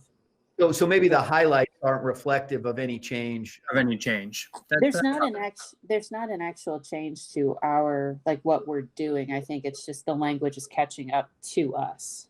Gotcha. If that makes sense. And then, sorry, I got a couple more. I'm sorry. Come on, Mr. Gousset, let's do this. Don't apologize. Setting policy is our main function. I like policy. There's one. It's under student staff conduct, student staff relations. Are you in the GBH? What page? No. Page number. I'm scrolling. I know what you're talking about. I don't know the.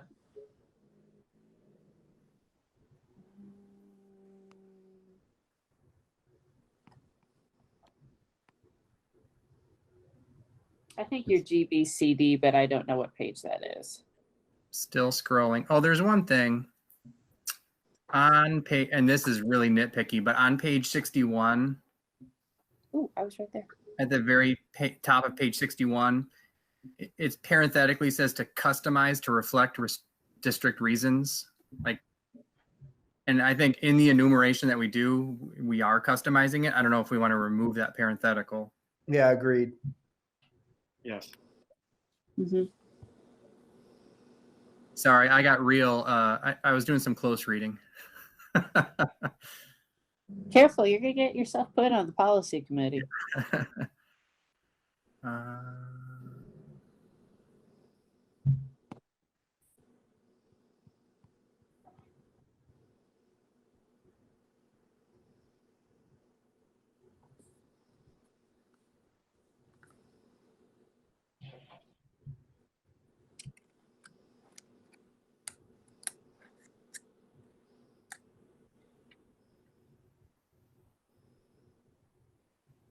Got, I think, 2 more.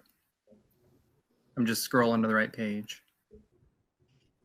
Where you at, Mr. Gousset? I'm scrolling to, I'm on hazing and bullying, where I'm going down to 80. It's beyond that. Okay, because I'm in the 90s and I'm at hazing and bullying. GBCB is page 99. Is that the one you're looking for? That's the one I think he's referring to. You said page what, Mr. Bodie? 99. That's what I thought it was. When I use You're my talking about staff conduct, Mr. Gousset. Yeah. There's also That's the staff student relations starts on page 112, if that's what you're looking for.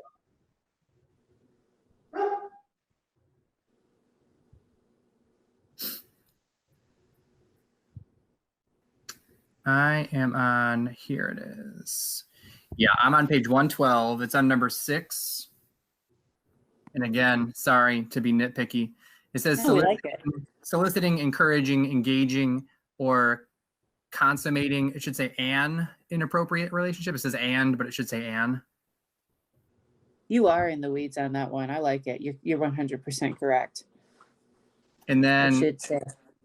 Down on number 13, I don't know. This is one that is recommended rather than required. I don't love the wording of number 13, and I feel like it's redundant. And I'll read it aloud. Number 13 is, it's not that I'm necessarily against this, obviously, but I think it's covered by another enumerated item. It says staff members shall not groom a student or minor for the purposes of establishing an inappropriate emotional, romantic, and sexual relationship. Obviously, I support the tenets of that, but I feel like it's overly vague and that it's kind of covered by number 6. I don't know if others agree. And the vagary that I'm talking about, like I understand the term grooming, but it uses for an inappropriate emotional relationship. What page is this? Do you know? That's on page 112. It's actually page 113. Okay. It's number 13. Number 13. Number 13 on page 113. Yeah, got it. It just seems really open to. It just seems too vague to me. I think part of it with the explicitness of the staff member shall not, the word it's its own thing with grooming, because I think that is catching up with a legal reference, because grooming, we're all with me on that one. That's what my notes say. It's nothing new. It's the language change. Okay. And I think that's a legal reference. I agree with you. I do think it is vague. When we talked about it in the policy committee, because we talked about emotional, romantic, sexual relationships, arcs, they are different. And as far as, and I had it written in my notes that this was a legal reference too. Okay. So while I'm with you, they're similar, but I think the word grooming is why it has to stand on its own. And ultimately, I'm not going to hold us up on it. I just didn't know if number 6 covered it sufficiently. As far as I see what you're saying, but I think when you look at it, the explicit use of the language. Okay. It's grooming versus not. Well, I think when we discuss the word, I mean, it's a good discussion, but when we discuss the word vague, that sort of has a negative connotation, but there's also, is the language allowing us to be all encompassing? Because if we tighten up too much, we may have ultimately a behavior that's deemed inappropriate, and all of a sudden it doesn't fit the letter of the policy. And as a board governance team, we want to make sure that we've got enough coverage, so if something's inappropriate, we can make it fit, frankly. Yeah. And this also, I believe, goes along with the code of ethics for educators. So I think that would be a good one to double check it against, because and I know in the last couple of years, grooming has been added to that. Gotcha. So. Okay. That's all I had on that. Are you good, Mr. Gousset? Yep. Mr. Bodie, everyone. All right, Beth. Mr. Bodie, Aye. Mrs. Gephardt, Aye. Mr. Doucet, Aye. Mr. Truitt, Aye. Ms. Wassmuth. Aye. Next, under business and finance, I would propose that we divide this up slightly, and I would ask for a motion for business and finance 1 through 3 and 4 through 11. And so I'm essentially breaking out the change order so we can decide what all we want to include in that as a separate discussion point. That includes the 5-year forecast, the insurance renewal that Beth mentioned, the distance learning resolution, which is required by the state, which essentially says we'll do distance learning, and the recommendations that the finance committee had brought forward to us. I'm sorry, Jesse, could you repeat which numbers? I was asking scrolling back to that. 1 through 3 and 4 through 11. So essentially, I'm sorry, that would be everything. 1 through 3 and 5 through 11. Okay.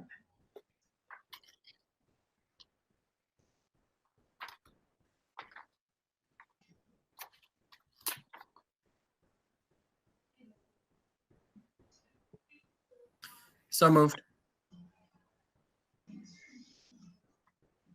Second. Who was first on that? Eric, I think.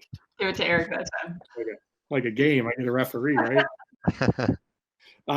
Questions or discussions? There's a lot of information here, but I believe we've covered most of it already.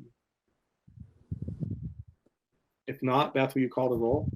Mr. Bodie, Aye. Mrs. Gephardt, Aye. Mr. Doucet, Aye. Mr. Truitt, Aye. Ms. Wassmuth. Aye.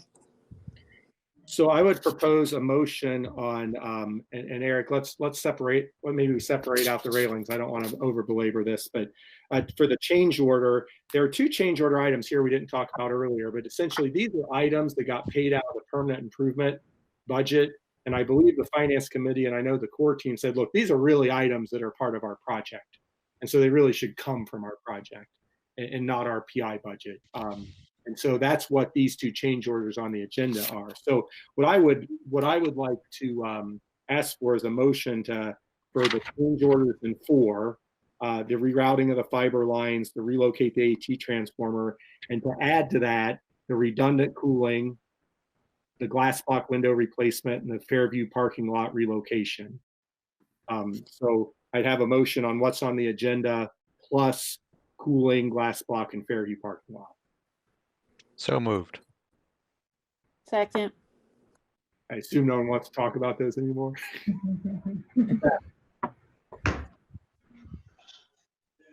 Beth, you can call the roll. Mr. Bodie, Aye. Mrs. Gephardt, Aye. Mr. Doucet, Aye. Mr. Truitt, Aye. Ms. Wassmuth. Aye. And then I would also ask for a motion for a change order for potential ad number 2, stainless steel railings in high visibility areas for the new construction middle school at $35,000. So moved. Second. Any other discussion on that item? Okay, Beth. Mr. Bodie, Aye. Mrs. Gephardt, Aye. Mr. Doucet, Aye. Mr. Truitt, Aye. Ms. Wassmuth. Aye. All right, onward and forward. Under personnel, we have a number of items, D1 through 10. If I could ask for a motion for personnel 1 through 10, please. So moved.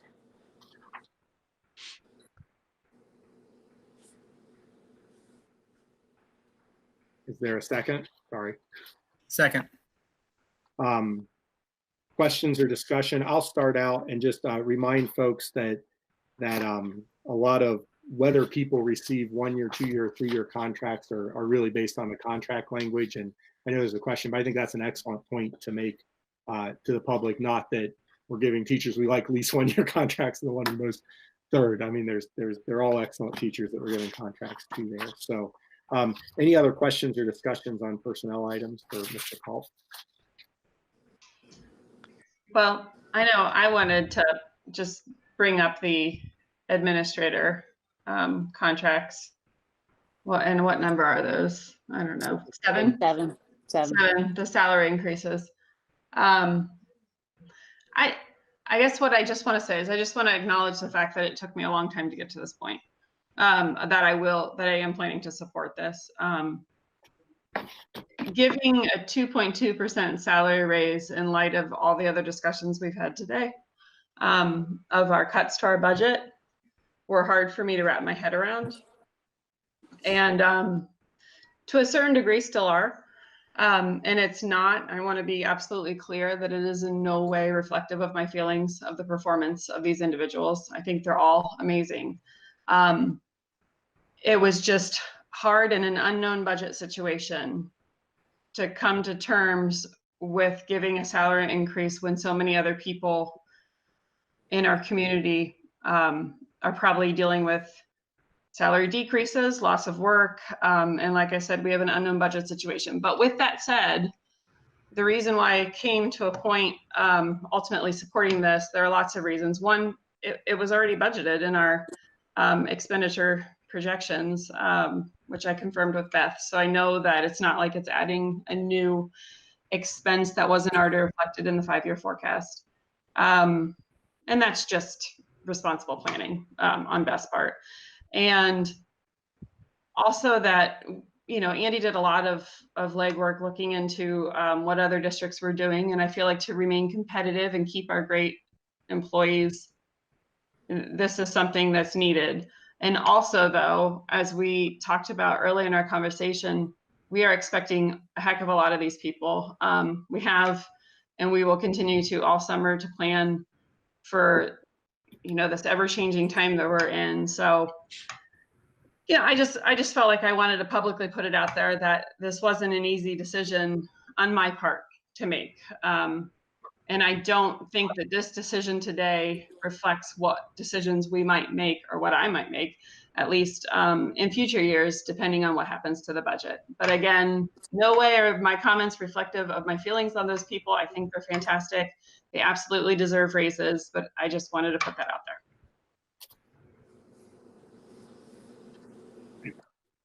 I want to just add, you know, one point that Emily just made, which was very telling for me as well, is just thinking about this summer and the expectations of getting ready for the fall, and realize that that is a lot. We're asking a lot of administrators, and, you know, not just one or two people, not just Andy, but you know, there's a whole team here that's going to be working extra hard. And so that was also important for me to recognize. And there's, you know, as we talked before, there's a lot of unknowns. So, you know, a year from now, we'll probably be a lot more aware of, you know, what all the implications are and what happened to the revenue and other expenses. So we have other decision points along the way. I did want to ask a question if I could. So looking at numbers 6, 7, 8, 9, 10, number 7 specifically talks about recommend the board approve a 2.2% base salary. The others don't specifically mention that in this document. Just wanted to ask, are all the others reflective of a 2.2, or are there exceptions to that? And but my just understanding is that they're all 2.2. Is that correct? And that's reflected in the contracts in the back. Correct. Okay. That's a great question. Thank you. If I may ask, because you see 2.2, what is that actual physical number? 30, what is it? Beth? I think it was $37,000. So it's $37,000 annually we're talking about too. that's the cost of the raise for these people for the 2021 school year. And I included their retirement pickup for the administrators who get their retirement paid. I included that in the cost too, the increase in that. And Because we could have there's sometimes Amos Railings for that. Jesse, you're not allowed to talk anymore. But that's one of those, like when you see 2.2 and it's like we're giving people raises. Okay, what does 2.2 look like? It's $38,000. And I absolutely agree with Emily's sentiments on we're in very, I'm going to use the word precarious time. And I also said I wouldn't talk anymore and I made a liar out of myself. But I think that this is, when you look at the other neighboring districts, we need to stay competitive.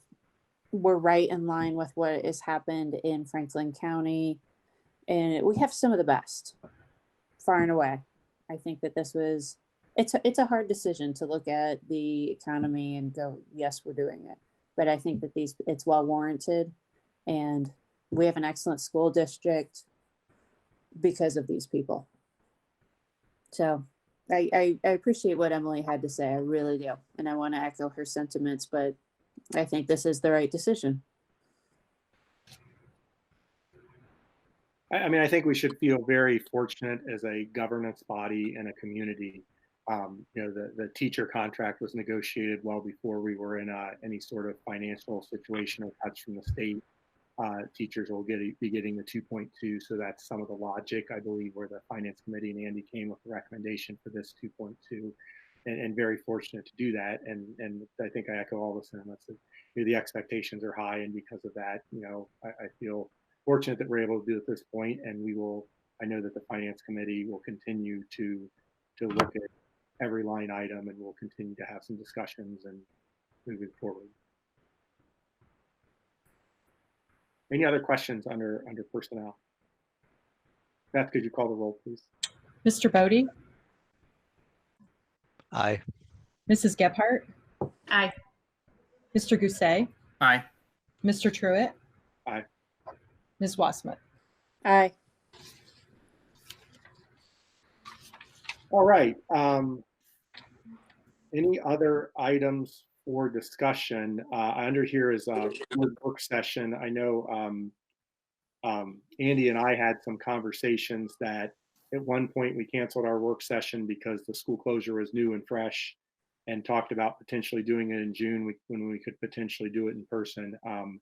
And my sentiment is that we probably do need to meet, even though it won't be in person.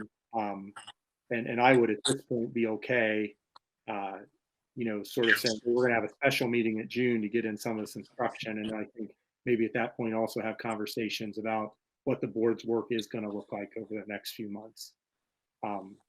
Or we could schedule something. I mean, I'm curious the thoughts of the board.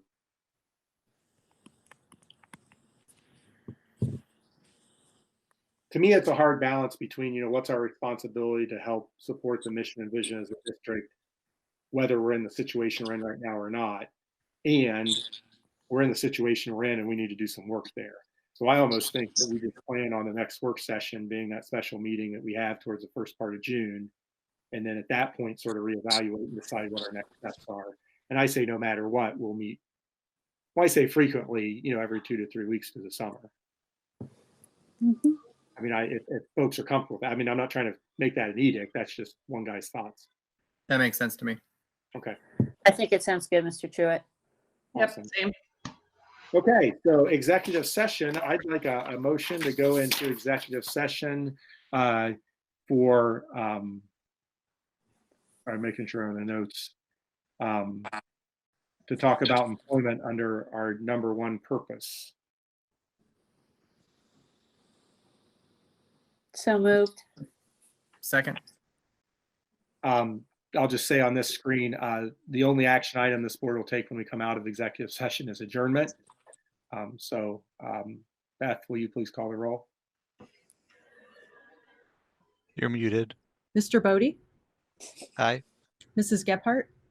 Aye. Mr. Gousset? Aye. Mr. Truitt? Aye. Ms. Wassmuth?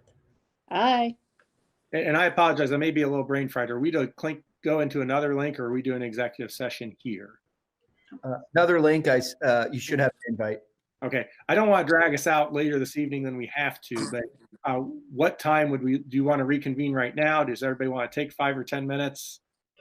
Can we say 9:45? We click that link at 9:45. That's 7 minutes. That sounds good. Quick stretch and restroom break. Right. All right.